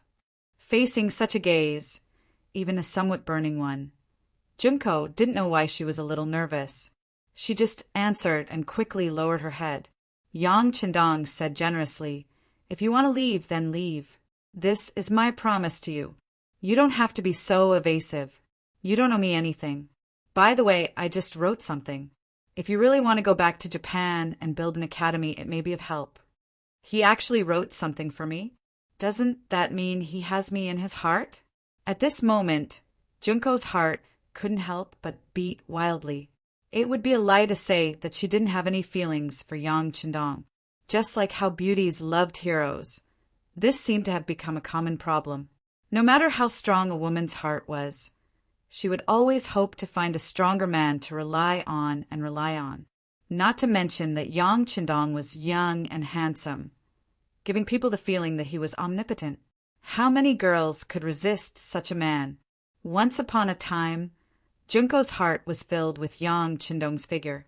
She even made up her mind that as long as Yang Qindong asked, she would stay and accompany him forever. Even though she knew that Yang Qindong already had 5 wives, she still took the initiative to ignore the slayer. Even if she was a country's princess and couldn't marry as a concubine, she still threw these fetters aside. Unfortunately, from the beginning to the end, Yang Qindong didn't take the initiative to ask her to stay. At most, he gave her a choice. This feeling finally made Junko give up the beautiful dream in her heart. She decided to leave. But now, when Yang Qindong's somewhat burning eyes looked at her, she found that her determination was still not enough. Her heart couldn't help but have other thoughts. "Thank you." After a long time, Junko finally opened her mouth. At this time, after a struggle in her heart, she finally made the decision to leave here. Compared with her feelings as a princess of Japan, she was more worried about her father's foundation. This might be a kind of mission of being born in the imperial family. You're welcome. You're my student. Yang Qindong smiled. He might not have noticed a change in Junko, or he might have noticed it, but he didn't want to say anything about it. Yes, I'm his student. Junko suddenly smiled at this moment, then raised her head and looked at Yang Qindong, revealing a bright smile. Thank you for taking care of me for so long. If possible, on behalf of my father, I welcome you to Japan. At that time, I'm willing to be your guide. Definitely. Yang Qindong smiled. He had to go to Japan, but when that day came, he was afraid that not many people would sincerely welcome him. By the way, a battalion of soldiers will go out of the city the day after tomorrow. They will go to the sea town in the newer Gandusi area to receive the goods shipped from the sea. You can leave with them. Those soldiers will protect your safety along the way. Thank you. After thanking him again, Junko didn't know why, but her heart seemed to be empty, as if something had dissipated. This made Junko, who was holding a stack of documents, walk out of the Yang mansion with a stunned expression on her face. Until she stepped out of the Yang mansion's gate, tears flowed down her face. She thought that maybe she would never see him again in the future. But what she didn't know was that they would meet again soon. It was just that at that time, it would be in a different way. Yang Qindong didn't show any discomfort with Junko's departure. This woman was very beautiful and smart. For a certain period of time, she really touched his heart, and he even had the idea of marrying her as a concubine. But his own ideals and mission made him not say those words. Even though he clearly knew that even if he asked her to stay now, there was still a high chance of success, he still didn't do that. She has her own mission after all. I just hope that she can be safe. When we meet again one day, maybe everything will come naturally. After sighing in his heart, Yang Qindong shook his head and temporarily put Junko's matter aside to consider the situation in Start City. The weather had begun to warm up, and the ice and snow also showed signs of melting. Once the grass began to grow again, spring would come for the tribes on the grassland. The newly grown water plants would be very beautiful, which was also the favorite and happiest time of the nights. Of course, it was also the time when war broke out. How to seize this opportunity to expand the influence of Start City and expand their territory in such a season became a practical problem in front of the mercenaries. Well, the necessary preparations are necessary, but before that, we still have to deal with the enemies in Wanda City first. This is not only for revenge. Such a large-scale enemy will not be allowed to exist near Start City. Yang Qindong was determined to occupy Wanda City. Previously, General Muren was there, and he cooperated with him. Of course, he couldn't attack directly, but now that it was changed to someone else, there was no psychological burden to occupy that place. What he lacked now was some understanding of the situation there. And this understanding was finally sent to Yang Qindong the next day. The ones who came to report were Feng Liang and Tai Hu. They knew very well what the sixth young master needed now. After the last report, the two began to work hard to infiltrate Wanda City. There were advantages of the coalition forces. For example, the force would be larger when they were together. The number of troops would be larger, and the combat power would be enhanced. But at the same time, there were many disadvantages, such as the chaos in management. Everyone served their own masters, and no one looked down on each other. It was precisely using this idea and gold and silver to pave the way. Soon, the Security Bureau bribed 2 middle-level generals and repeatedly verified from their mouths to get what they wanted. The first to report was Feng Liang, sixth young master. The situation in Wanda City has been figured out. The enemy's strength is nearly 60,000 people. Among them, there are about 28,000 people from the Mongolian tribe in Ma Bay, 15,000 people under Agar Dorji, and 15,000 people under Fan Yuhai. In the Battle of Wanda City, the mercenaries were ambushed and suffered heavy losses. But in that harsh environment, they still killed nearly 2,000 people and launched a counterattack before they died. From this point of view, the intelligence of the Security Bureau was very accurate. Sixth young master, our people have successfully infiltrated the city. We finally found out that the thing that caused the fire was crude oil. Oh, it's this thing. Tai Hu took out a porcelain bottle from his bosom. It was filled with crude oil that he had obtained from the city.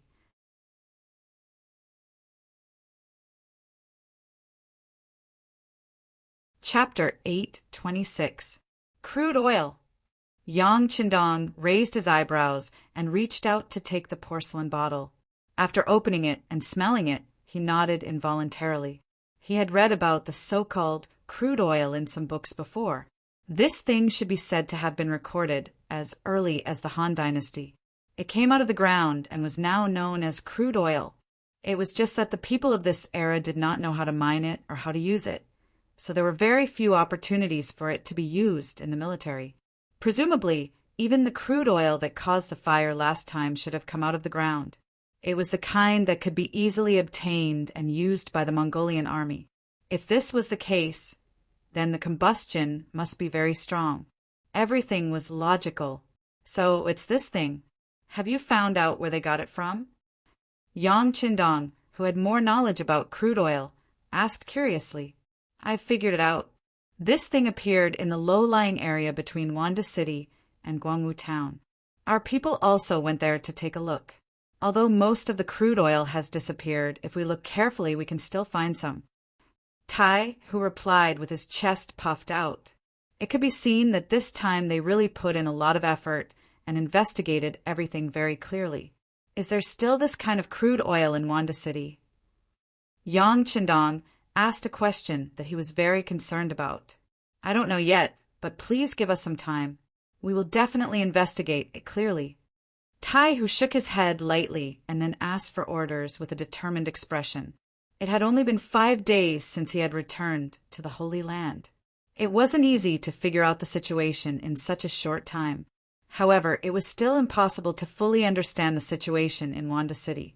Yang Qindong naturally understood this.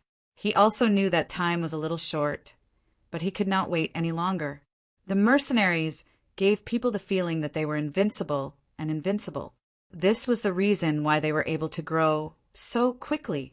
On the other hand, if he lost again and again, no matter how much money he took out, there was no way he could restore the morale of his men. Of course, there was another more important reason. This time, someone had taken advantage of his absence to slap the mercenaries. If he did not return the favor, it would be hard to avoid rumors that would shake the morale of the army and would be looked down upon by the other forces. This was the main reason why Yang Qindong was so anxious to mobilize his troops. Be it the fact that the Mongol alliance army had heavily injured the mercenaries or the fact that they were occupying the city and not leaving, it was a provocation.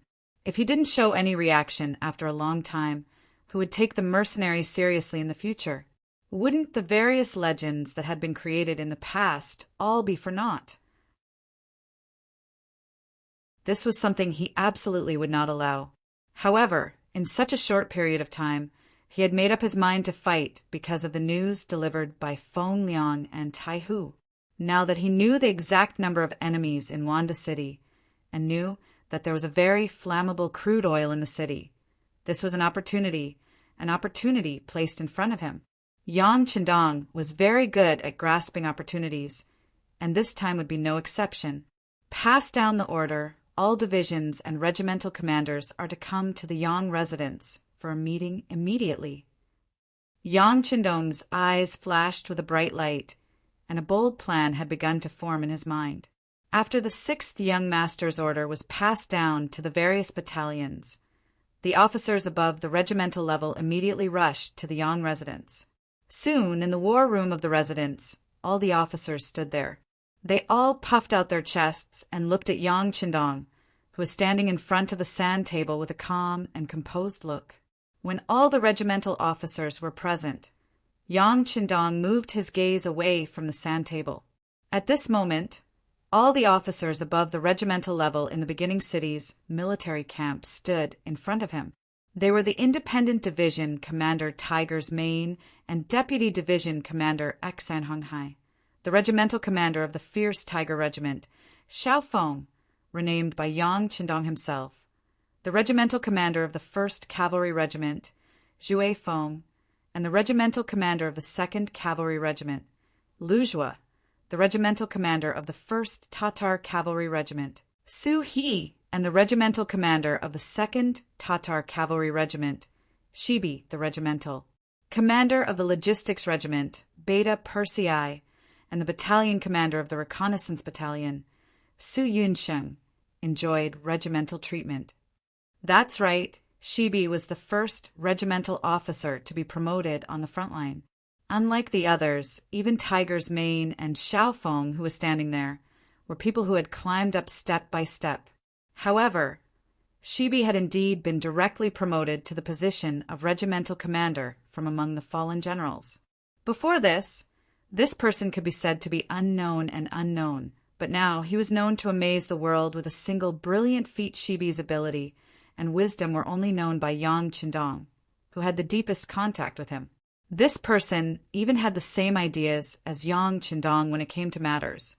He was originally a general in the Tatar army, and he was half Han Chinese. Yang Qindong naturally had to put such a person in an important position. Naturally, there are some disagreements about Shibi becoming the regimental commander of the newly established 2nd Tatar Cavalry Regiment, but this was the order of the war god, and no one dared to openly question it. Yang Qindong believed even more that as long as he gave the other party a chance to perform, it wouldn't take long for everyone to see his strength clearly. At that time, no one would have any doubts about Shibi's appointment. His gaze swept across every single one of them. At this moment, every single one of them had their chests puffed out, revealing a pair of tiger-like eyes, perfectly displaying their best mental state at this moment. Today, I called you all here for only one thing, and that is to attack Wanda City. There was no opening speech, not even any words to boost the morale of the soldiers. This was because Yang Qindong knew that everyone had been waiting for this moment for a long time. Sure enough, in the next moment, everyone's eyes were filled with excitement and excitement. For example, Tiger's Mane and the others' faces were filled with killing intent. They had been waiting for this bloody humiliation for a long time. Very good. From your state, I can see that you all should be prepared. Since that's the case, I believe that there shouldn't be any problems. Now, I will announce the military order. In the war room, Yang Qindong issued orders one after another. The officers who were called by name stood at attention and promised to complete the mission. A large net targeted at Wanda City was unfolded. In a sense, now was not a good time to launch an attack on Wanda City. First of all, the organization of the regiments was not complete. Take the Tiger Regiment, for example. Because they had to send a battalion the day after tomorrow to transport military supplies, their regiment should have 3,200 people after expansion. But now they only had 1,100 people. There was also the newly established 2nd Tatar Cavalry Regiment. They should have 3,200 people. But now they only had 2,000 people, which caused a lack of military strength. Secondly, even with the existing army, there were still the 6,000 recruits that had just been recruited, as well as the thousands of veterans from the construction team who had not yet fully adapted to the mercenary army style. Logically speaking, they should first unify the army and train them well before sending them to the battlefield. But in this way, it would take at least a month or two for them to complete their training, or even longer. Yang Qindong could not wait any longer. He did not dare to think about what the other grassland tribes would do if he could not display the powerful combat power of the mercenary army in a short period of time. He was afraid that at that time he would not only have to deal with the 58,000 people of the Mo Bay Coalition Army, but also more. He could not wait. Moreover, sending troops now could also have an unexpected effect. Yang Qindong believed that they had a 60% chance of winning this battle. If they also had advanced weapons and were prepared in advance, this battle could be won. A series of orders were issued. All the officers did not doubt him. Although they knew that they were lacking in various aspects, this was the order of the god of war. They had to obey. From the fact that the god of war could not win without a battle, they also firmly believed that this time the victory would belong to them. The officers accepted the order and left one by one. In the end, except for Beta Persei, everyone left. Then the tall but cheeky Beta Persei came in front of Yang Qindong. "Young master, let's make a deal. Don't let our logistics team stay at home. I want to fight too." "No." Yang Qindong's expression became much more serious. "Beta Persei, don't think that your logistics team's task this time is very light. Let me tell you, once the war changes, the safety of the entire beginning city will be in your hands." "Oh." Beta Persei was rejected and said listlessly. Beta Persei did not believe that the sixth young master would make a mistake. He was clearly comforting him. Yang Qindong seemed to have seen through Beta Persei's thoughts and shook his head. It was always difficult for him to harden his heart in front of the people closest to him. "Well, don't have any psychological burden. If we win this battle, do you know how many captives there will be? When the time comes, your logistics team will be busy. As for how to screen out useful talents from these captives to join the mercenary army, that will be your business. This matter is of great importance." Beta Persei's expression became much more serious when he said this. The number of people in the logistics team was not fixed. It might only be a few thousand people at a time, and it might reach more than 10,000 people at a time. All of this depended on the performance of the soldiers on the battlefield ahead and how many captives they could capture. How to make use of these captives was indeed a very important matter. In other words, the logistics team's function was not only to cook for the soldiers, provide various weapons and logistical support. At the same time, they also had the role of fresh troops and replenishment troops. Once a good seedling appeared, and it was discovered that several regimental commanders were fighting over a captive, the distribution of the captives would eventually fall on him. This was a very popular job. Of course, this was also a very important job. Only the most trusted people would be placed in this position.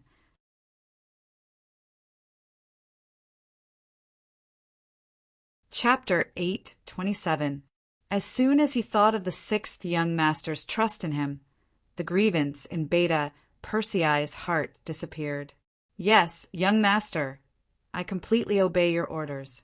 You can rest assured that the logistics regiment will not let you down, but I can arrange for a deputy commander to guard the city for this battle. I can also follow you, young master, into battle." "No." Yang Qindong once again rejected Beta Persei. "This time, all the generals in the city who can fight have been sent out. You're the only one left. You can't leave. Otherwise, if something really goes wrong, it will be a big deal." "Oh, I'll obey your orders." Seeing how resolute Yang Qindong was, Beta Persei also knew the principle of going too far and not going too far. There are some things that he could ask for instructions once, but he absolutely could not ask for instructions a second time. The battle meeting was over, and the barracks outside the first city began to quietly mobilize. In order to ensure that their military intentions were not known by the other party, all the members of the reconnaissance battalion were dispatched and sealed off 20 miles around the first city to ensure that no enemy scouts could approach here and spy on any changes in the mercenaries. Then, after a full day and night of preparation, on the second night, the divisions and regiments acted according to the plan. In the middle of the night, a large number of cavalry rushed out of the barracks and went straight to the city 200 miles away. Other than their own weapons, the cavalry did not bring anything else. Even the food on their bodies was only 5 days of dry rations, in order to ensure that their speed was faster. As a result, in the night on the snowy ground, black shadows could be seen running quickly. In the season where the snow had begun to melt, the cavalry did not have to worry about falling into the snow when running, allowing them to exert their fastest speed.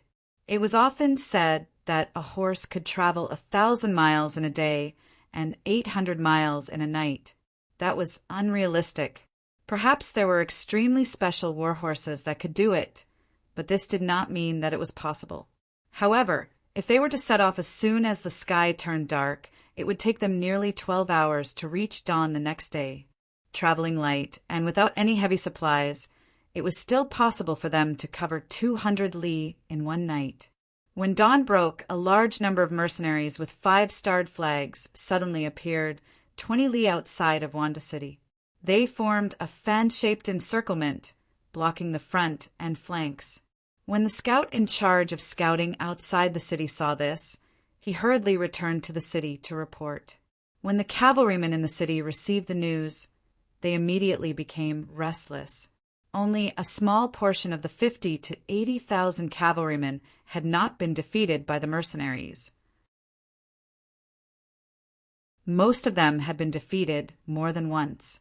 Suddenly, a large army of mercenaries appeared without any warning. It was easy to imagine how panicked they were at this moment.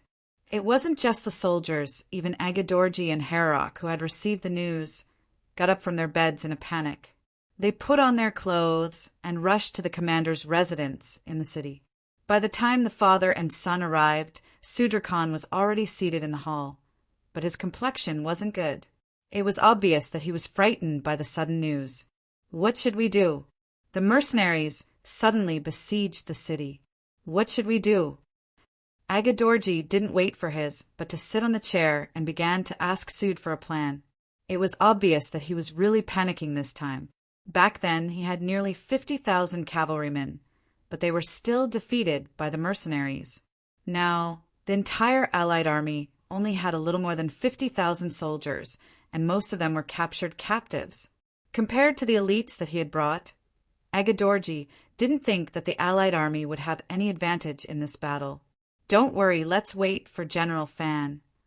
Seward was annoyed by the questions and pointed to the empty chair on the right. He really didn't have any ideas now.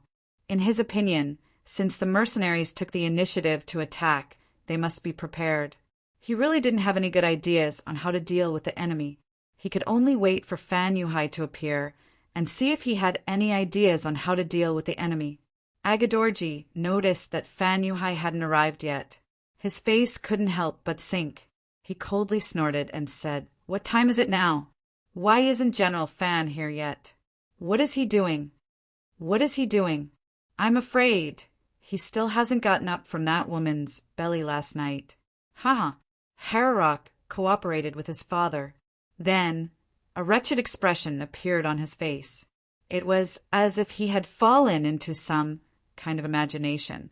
Sud helplessly shook his head when he saw the strange expressions of the father and son.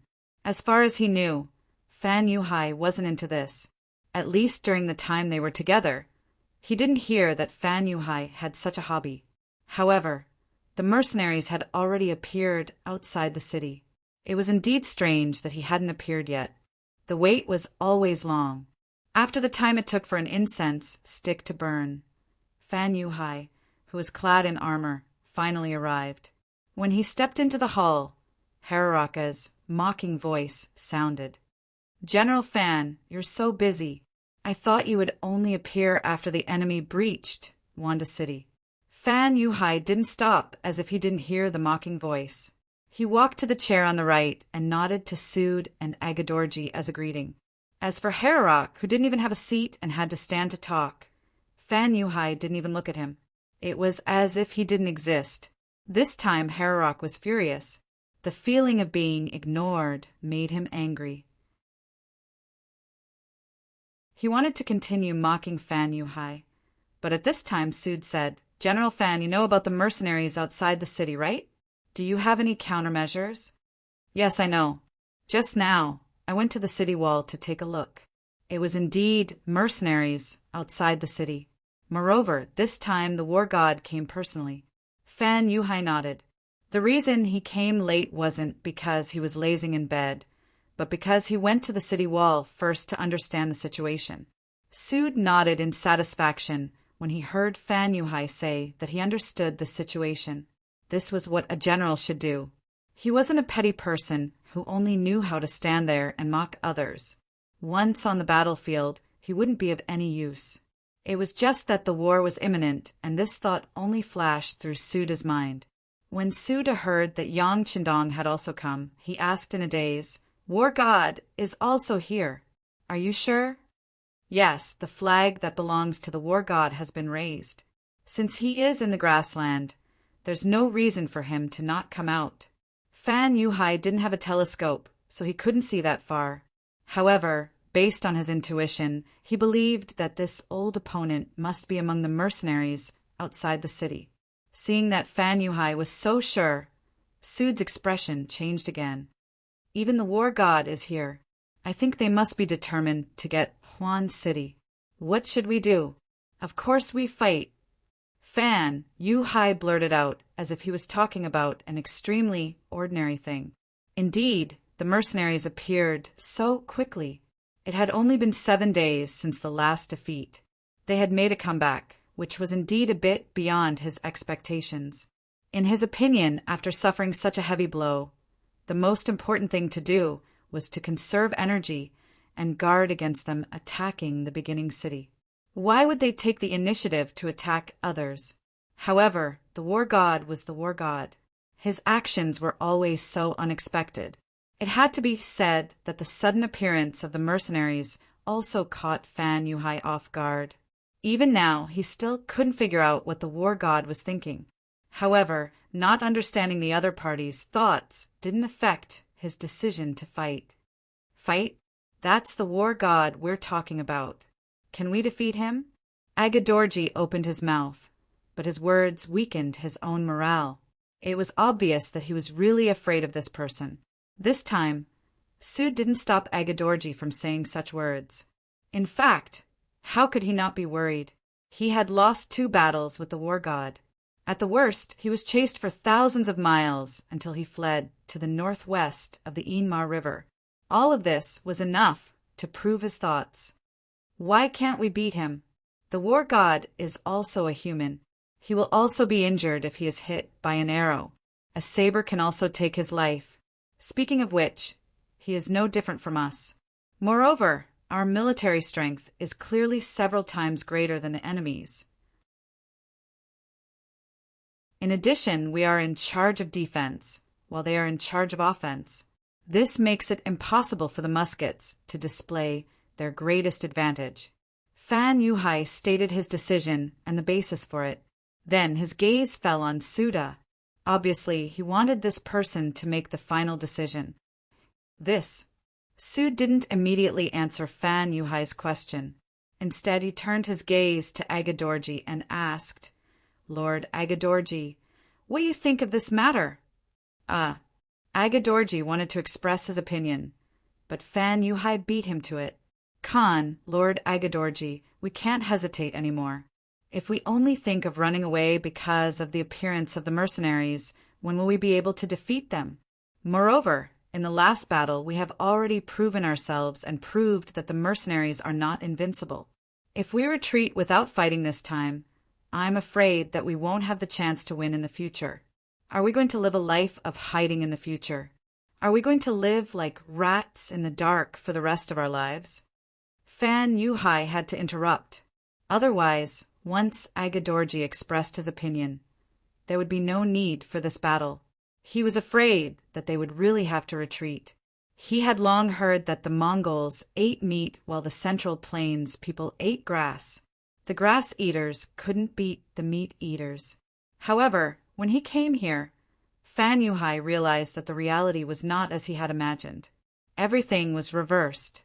The once glorious grassland cavalrymen were so scared that their legs turned to jelly when they heard the name of the mercenaries. They were already scared before the battle.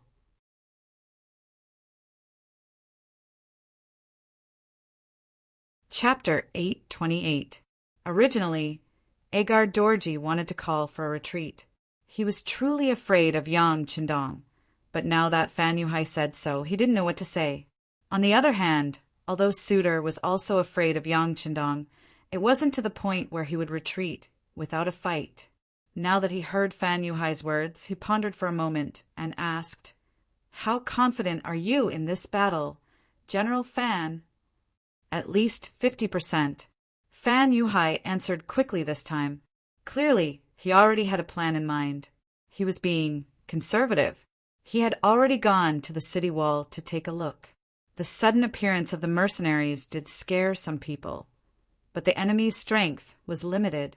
From afar, there were only about 10,000 people. If the three sides combined, there would be close to 60,000 people, and all of them were cavalry. In the past, such a force wouldn't be a problem to conquer the southern Ming Empire. But now, with 60,000 people against 10,000, what was there to be afraid of? 50%? Suitor nodded. Then we can fight. How about this? I will hand over the command of my Mongol army to you. I hope you won't betray this Khan's trust. The atmosphere in the hall froze because of this sentence. Agar Dorji raised his head in disbelief and looked at Suitor. Handing over the military power was equivalent to handing over all of his family's lives. Suitor was really magnanimous. Thank you so much. Yuhai won't disappoint you. A look of surprise flashed across Fan Yuhai's face, but he quickly recovered. However, when he opened his mouth, the way he addressed Khan had already changed. He only called him Khan and did not mention his name, but it was already a sign of closeness. Good. Suitor seemed to be very happy when he heard the change in the way he addressed Agar Dorji. He wanted to see what Agar Dorji would choose. Agar Dorji didn't seem to hear the conversation at all. He just lowered his head and pondered. It was absolutely impossible for him to hand over his military power. He had never completely trusted a person. Back then, he didn't trust his elder brother, Tuacho Khan. Now, he couldn't even trust his own son Harar, let alone an outsider like Fan Yuhai who came out of nowhere.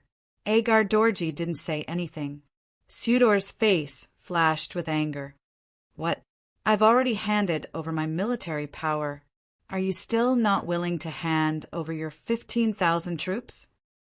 If they wanted to defeat the mercenaries, they had to give it their all. They couldn't afford to have any other people involved. Since that's the case, Yuhai will go out and prepare.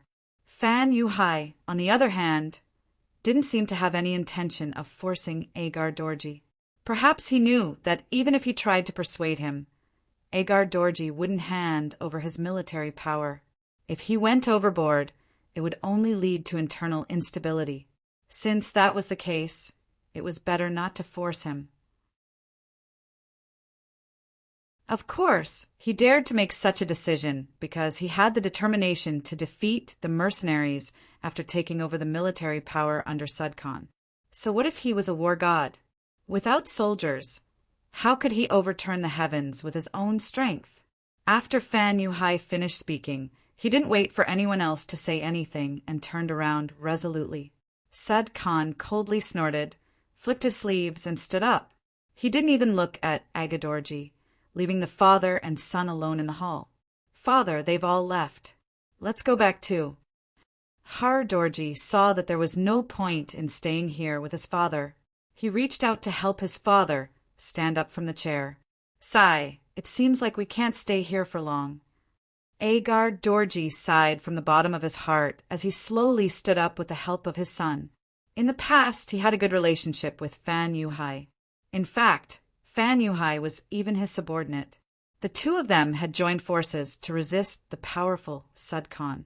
But now, Fan Yuhai had obviously been roped in, which caused the situation to change drastically. The previous fairness had been broken. As the weaker party, it was naturally very dangerous to stay here. Now that there was a powerful enemy in front of them, no one would do anything to him. But what if the mercenaries retreated? Then it would be time to clean up the internal affairs. It would also be time for victory and defeat to be decided. Even if he wanted to leave, it wouldn't be so easy. War had always been like this. There was no definite right or wrong. No one would talk about benevolence, righteousness, and morality. Everyone was just trying to strengthen themselves. In order to achieve this goal, everyone might be friends eating meat and drinking wine together today. Tomorrow they might draw their swords and fight to the death because of benefits. Agar Dorji's sigh was heard by his son Halajuo. Halajuo was quite clever, so he suggested, "Father, let's just watch from the sidelines for now. We don't need to worry about who wins or loses. Let's just let them fight until both sides are injured. This will only be beneficial to us. Agar Dorji raised his head with a look of hesitation. Originally, he wanted to send some troops to express his goodwill. But when he heard his son's words, he felt that it was very reasonable. That's right, since they were going to fall out. What benefits would there be if he didn't send troops?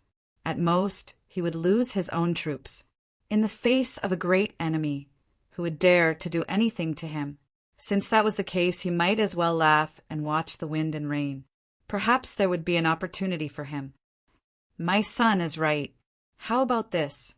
Father is tired and needs to go back and rest. During this time, without my orders, my army cannot move a single soldier. Those who disobey will be executed. Agar Dorji's voice was like a flood, his expression firm. However, after saying this, his entire aura suddenly changed. It was as if he had suddenly aged a lot. Even his steps became unstable. It was as if he really needed a good rest. If such a person didn't become an actor, it would be a waste of his talent. After Fan Yuhai obtained the military power of the Mongol tribe, he immediately gathered all the generals for a military meeting. With Sud Khan at the helm, although the generals had some opinions in their hearts, they did not show it. Instead, they followed the instructions of the meeting and started to send out troops. 2 hours after the mercenaries had surrounded the city, the Mongol army finally reacted. Troops with all sorts of flags came out of the city and formed a huge formation 5 miles in front of the city. Looking from afar, it looked like a sea of black, giving people a feeling that they were endless. In comparison, the 10,000 mercenaries that surrounded the city appeared to be a little weaker. However, when some people felt uneasy, they couldn't help but look at the war god's banner above the main formation.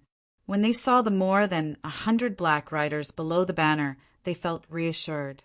As long as the war god was here, they wouldn't be afraid of any opponent or enemy. Even if the enemy outnumbered them by a few times, it would still be the same. The war god had such a godly power. Yang Qindong rode on the white dragon horse and stood in the middle of the formation. He used his binoculars to look at the Mongol cavalry coming out of the city. A hint of a smile flashed past his eyes. His gaze then became resolute as he calmly said to the flag-bearer, "Order the entire army to prepare for the enemy's charge. Use guns from afar and arrows from close range. Don't get entangled with the enemy." The flag fluttered high up in the air. After this order was passed down, the independent division and the various regiments followed his orders and made their defensive preparations.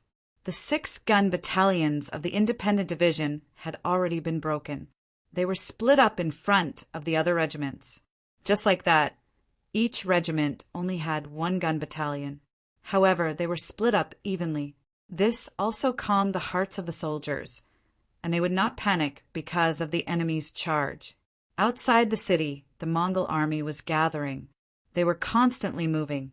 To split up all the cavalry within 5 miles of the city was not possible. As such, the first to charge out were Lu Duo and Zamubala. Zamubala was one of Sud Khan's generals, while Lu Duo was a general that Fan Yuhai had personally trained. The two of them each brought 5,000 cavalry and guarded the left and right sides of the army. Within the army, Fan Yuhai's gaze had already landed on the city gates many times.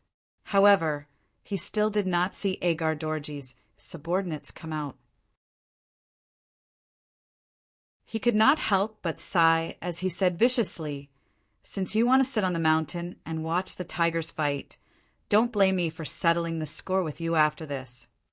At this moment, Fan Yuhai had already developed a killing intent towards Agar Dorji. The two of them were not familiar with each other, and it was only because they wanted to integrate better that Fan Yuhai acted like he was inferior. He even expressed that he was willing to respect Agar Dorji, which was why he joined this alliance. However, right now he had already gained Sud Khan's trust. Since that was the case, the stepping stone from before was no longer of any use, and it did not matter if he threw it to the side or stepped on it again.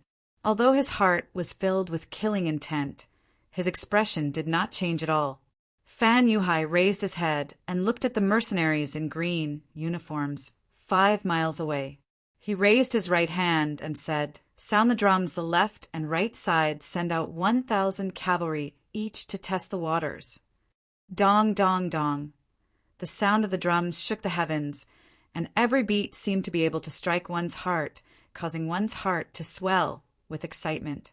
Under the sound of the drums, 2,000 Mongol cavalry slowly came out from the left and right sides, advancing step by step.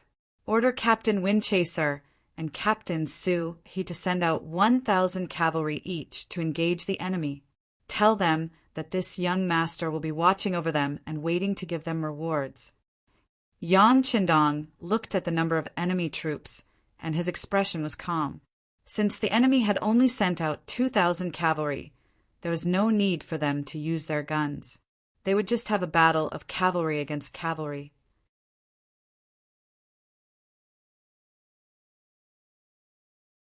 Chapter 829. Yan Qindong knew that this was just a test between the two sides. If he didn't even dare to fight with such a small amount of cavalry, it was inevitable that the morale of the army would be affected. Thinking of all the things that would happen next, if the morale of the army was affected now, then it would be even more difficult to handle. Rather than anything else, it was better to fight with the enemy and have a good start. The flag bearer conveyed Yan Qindong's order. After Zhuai Feng and Su, he saw the order clearly. They were extremely excited. This was the best opportunity to show off in front of the 6th young master. Usually, this was something that couldn't be obtained even if one begged for it. Now, they finally had the chance to show it off. Immediately, the 2 regimental commanders became the leaders of the vanguard without hesitation. Then, they chose 1,000-strong cavalry warriors. When the enemy was 2 miles away, they also slowly moved forward on their horses. "Comrades, the god of war is looking at us from behind. The opportunity is in front of you. How you want to perform depends on everyone. When you attack later, don't hold back. You have to show the military might of the 1st Cavalry Regiment. Do you understand?" While riding forward slowly, Zhuai Feng, as the regimental commander, gave everyone a mental preparation. Ba Tu, who had just performed a meritorious service, was in the cavalry regiment and was selected to be in the first 1,000 cavalry camp. He had once saved the life of Deng Yu, a battalion commander, on the battlefield. Because of his bravery, he was chosen by the regimental commander, Zhuai Feng, and became the platoon commander of the 1st Company. At this time, Ba Tu didn't come alone. He brought a row of soldiers with him. At this time, his heart was surging. He knew that this was the time for him to show off. Thinking about how his family had changed because he had joined the mercenary army, and how he had found his life's work, his eyes were filled with an incomparably resolute fighting spirit. "Comrades, this is our chance to show off. The god of war is looking at us. All our comrades are also looking at us. Our families in the beginning city are also looking at us. Then we can't let them down. In a while, when the battle starts, everyone will charge together with me. With the tip of the arrow, we will charge into the enemy camp. After we kill our way into the enemy's camp, we will follow the 3-3 battle strategy that we usually train in. Everyone will support each other and kill the enemy with ease. Kill them all." A platoon of 29 warriors said in a low voice. However, it was precisely this kind of muffled sound that was able to suppress everyone's killing intent and ensure that when the battle broke out later, they would be able to display astonishing strength. Not only Ba Tu's platoon, but the other dozens of platoons were also secretly accumulating their strength and suppressing their killing intent, waiting for the moment to erupt. Time continued to pass, and the distance between the cavalry of the 2 armies continued to shrink. When the distance between the 2 sides was less than 2 miles, the generals of both sides gave the order for the entire army to charge. Charging 1 mile each was the minimum for the cavalry to charge. If they were any closer, they would not be able to display the flying ability of their war horses. Both sides charged at pretty much the same time. The ground trembled at that moment, and the sounds of killing filled the ears of the first cavalry. The distance of 1 mile was completed in a dozen breaths of time. Then there was a flash of blade light, and people flew about. Windchaser was at the front. He held a sharp saber and wore a black cape. He was like a black whirlwind as he charged at the front of the 1,000 cavalry. On both sides of his body, there were over 100 riders following him. Under the leadership of this tip of the arrow, they were like a sharp knife, stabbing straight into the enemy's heart. With a move of Windchaser around 100 meters away from him, tip of the arrow had already formed. They were either made up of 100 men in a company or 30 men in a platoon. They formed into arrows of various sizes, stabbing into the Mongol cavalry that were also charging. Using the speed of the warhorse, the sharpness of the saber, and his exquisite equestrian skills, the moment Windchaser charged into the enemy cavalry, he began to kill them. His arduous training of slashing out 1,000 saber strikes every day had finally paid off. Under the constant slashing of the saber, enemy cavalry after enemy cavalry were chopped off their horses. Their heads flew into the air one after another. Blood splattered into the air, showing the cruelty and cold-bloodedness of the battlefield. Windchaser's figure pierced in like a knife, quickly taking away a few lives. He also made a deep hole in the enemy's cavalry formation, allowing more soldiers to pour in and display their strength. In the next moment, Ba, Tu, and the others, who were half a beat slower, finally caught up with the enemy. Then they followed suit and charged straight in. When the power of the tip of the arrow reached its maximum limit, the enemy cavalry finally began to fall into chaos. They had only sent out 1,000 cavalry. Logically speaking, they should have gathered all these forces together to form a cohesive formation to charge in. This was the way of cavalry.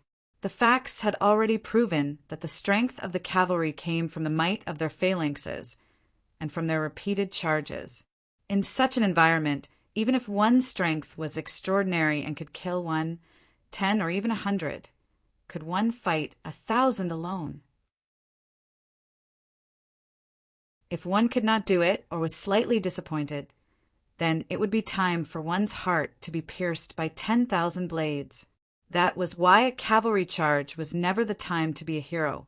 If someone did that, they would be surrounded by 10,000 cavalry. Then, when there were enemies all around them, apart from 10,000 blades piercing through the heart, there was no other outcome. This kind of thinking had already been deeply rooted in everyone's hearts. It was precisely because of this that they were unable to adapt to the mercenaries' sudden change in tactics. They had originally been waiting for their companions to gather around them so that they could form a joint attack. Only now did they realize that they had been defeated one by one.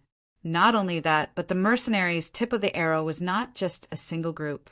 It was divided into more than 10 groups, attacking from different directions. It gave off a feeling that there were enemies everywhere, that there was danger everywhere. The tip of the arrow formation was a cavalry killing formation that Yang Qindong had created himself after summing up the experience of the later generations. Imagining the sharp knife squad, sharp knife platoon, and sharp knife company in the later generations, Yang Qindong thought that he could use this tactic on the battlefield. The so-called sharp knife was not the vanguard. The vanguard referred to the team that was the first to receive the enemy and take the lead. However, the sharp knife was just like its name. It was a sharp weapon that could pierce deeply into the enemy's heart. It was the kind of weapon that could kill the enemy with one stab.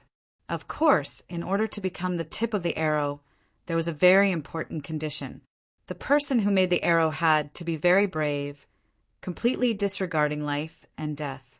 Only in this way could he break the enemy's cavalry formation and play the role he was supposed to play. Otherwise, even the tip of the knife would be broken before it entered the enemy's body. Not only would it not be able to display its power, but it would also cause the warriors behind it to become ownerless and eventually be scattered and killed one by one. It was not easy to find the tip of the arrow, at least for most of the Mongolian cavalry. However, this problem was not a big deal in Yang Qindong's eyes. This was because he had a lot of wealth that the grassland people could not compare to, as well as advanced weapons that other armies could not compare to. Ever since he returned to the beginning city this time, he began to advocate the combat method of the tip of the arrow. In order to achieve his goal, he offered very generous conditions. Once he passed the assessment and became the tip of the arrow, he would be able to receive double the reward of his other comrades. Not only that, he would also receive a set of bulletproof vests that protected his upper body to ensure that he could minimize his losses on the battlefield. This bulletproof vest was naturally not as powerful as the one in the big warehouse, nor was it as effective as the bulletproof vest worn by Yang Qindong. It was just a piece of clothing that looked like a horse clip. There were 2 steel plates and a lot of cotton in it. Even so, it was not a problem for it to deal with ordinary swords. With the generous rewards in front of them and the equipment that was enough to protect themselves, there was an endless stream of warriors who signed up to join the assessment of the tip of the arrow. Speaking of which, the people of this era were not afraid of death. They were just afraid that their deaths would not be worth it, just based on the fact that the mercenary army had an extremely comprehensive pension policy for the dead warriors. Especially the dead warriors who had rendered meritorious service. It was already worth many people to risk their lives. Once they died in battle, their families would benefit. There would be many people who would remember their good deeds. It was worth it to come to this world. It was far better than the other Mongolian soldiers. When people died, they died. No one would take a second look at them. Once they did not die and made meritorious service, the generous rewards would come. Not to say that they would not have to worry about food and clothing for the rest of their lives, but at least they could live a stable life for many years. It was worth it no matter how one looked at it. Yang Qindong had always been very generous to the soldiers who went to the battlefield to kill the enemy. These people were fighting with their lives on the line. Based on this, they should be able to obtain even more. It was precisely because of this generous policy that the mercenary army could often fight 1 against 2, or even 1 against 5, or 1 against 10. Under the stimulation, the tactic of the tip of the arrow was formed. It was the first time it was used on the battlefield. The facts also proved that this method was feasible. You were like the strongest tip of the arrow. Windchaser was the first to charge into the enemy formation. Although he could not avoid being stabbed many times, with the protection of the bulletproof vest, he did not suffer much damage. On the other hand, the enemy was completely stunned by this tactic. When the tip of the arrow charged into their formation, chaos finally appeared. The strength of cavalry lay in their formation. Only then could they form an advantageous charge and cause damage to the enemy. If both sides were cavalrymen, whichever side panicked first would be the first to lose.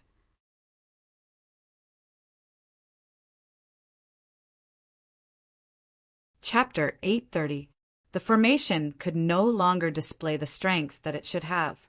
Under the constant barrage of arrows, the Mongol cavalry became scattered soldiers, one after another. Without anyone protecting the left and right wings, they were like lambs waiting to be slaughtered.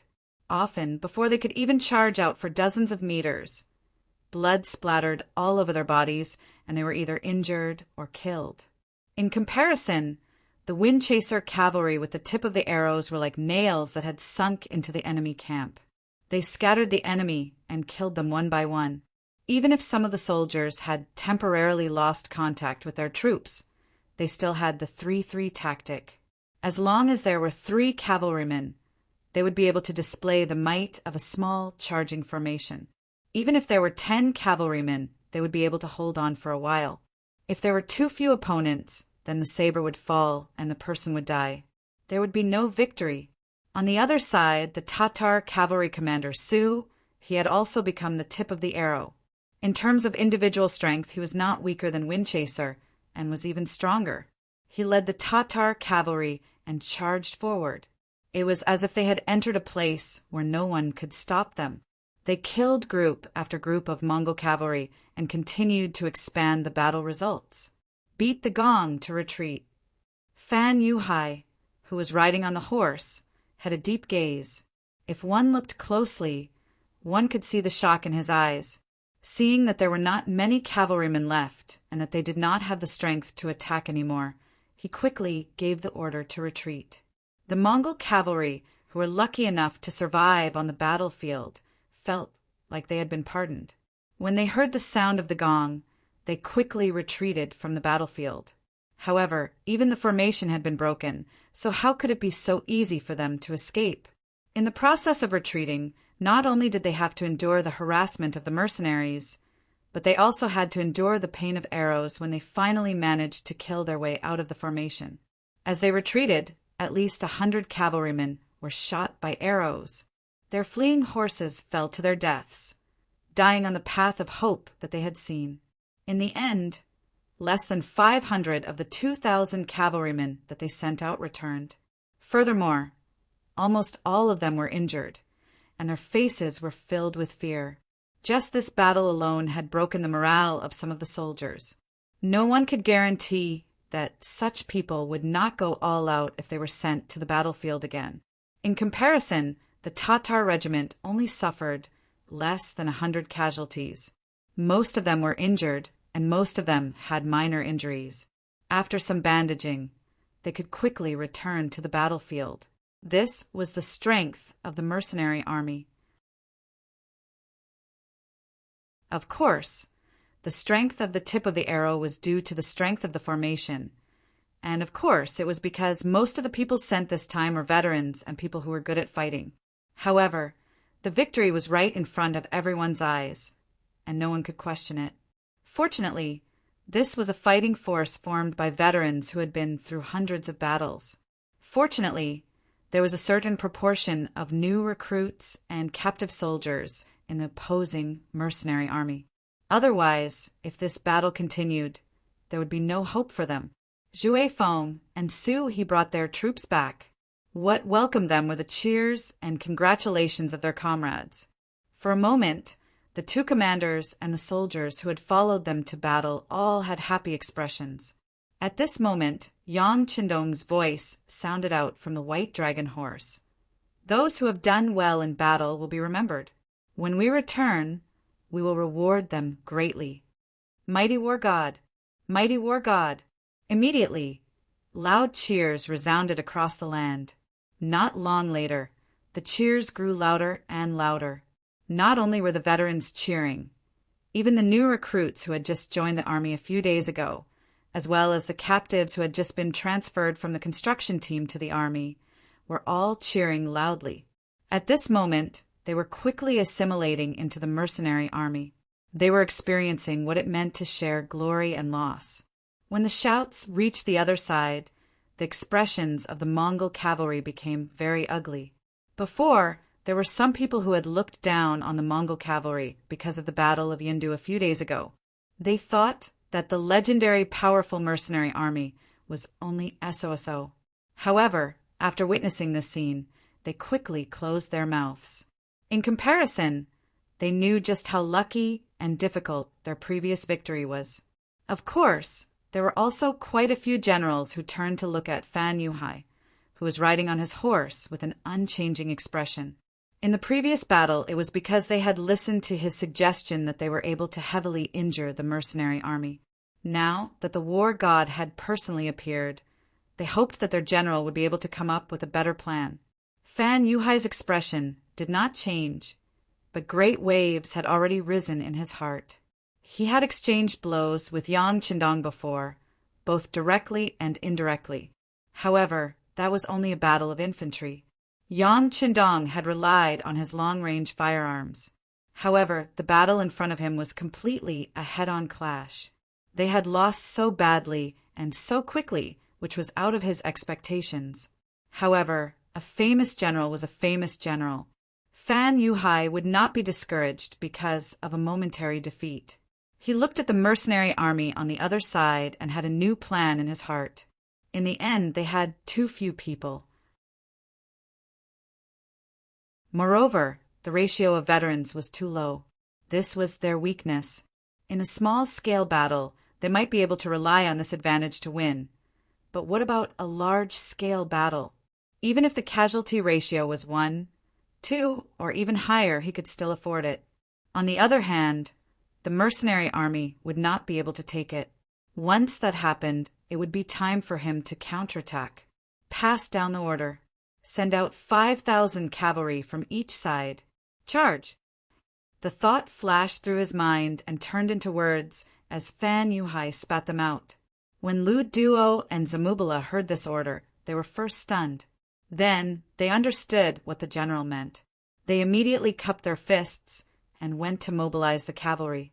Sad Khan handed over the command of the battlefield to Fan Yuhai, giving him the authority to mobilize more than 40,000 soldiers. It was just 5,000 men from each side, so it was not a big deal. In just an hour, the cavalry was mobilized. Then, under the leadership of their respective generals, they slowly moved forward. Through the binoculars, Yang Qindong saw everything that the Mongol cavalry were doing. He laughed, informed everyone to defend. Once the enemy charges into the range of the firearms, there is no need to be polite. If the enemy retreats, the cavalry will charge and use arrows to greet them. Fan Yuhai wanted to use the human wave tactic to exhaust him to death. This was indeed a good move. However, it also depended on whether Yang Qindong was willing to play with him. Since he had the advantage of the firearms, why not use it? Only a fool would engage you in a one-on-one battle. Previously, he had exchanged a move with you just to raise the morale of the troops. Since he had reached his goal, it was time to toy with the enemy. The flag waved. The officers who were waiting to be called out had no choice but to suppress their desire to charge forward and fight a good battle. Instead, they began to quietly watch the performance of the musketeers. Of course, it was not that they did not do anything. Instead, they ordered their soldiers to prepare their bows. The moment the enemy retreated, they would chase after them and beat them down. Within Yenda city, the news of the Mongol army's defeat had spread throughout the city. It was obvious that some people were shocked, while others lowered their heads and shook their heads. Hararuo intentionally walked around the streets, then returned to his father's temporary residence with a face full of excitement. The moment he entered, he shouted, "Father, father, that traitorous Fan Yuhai lost. I knew it. Who does he think he is? How could he be a match for the war god?"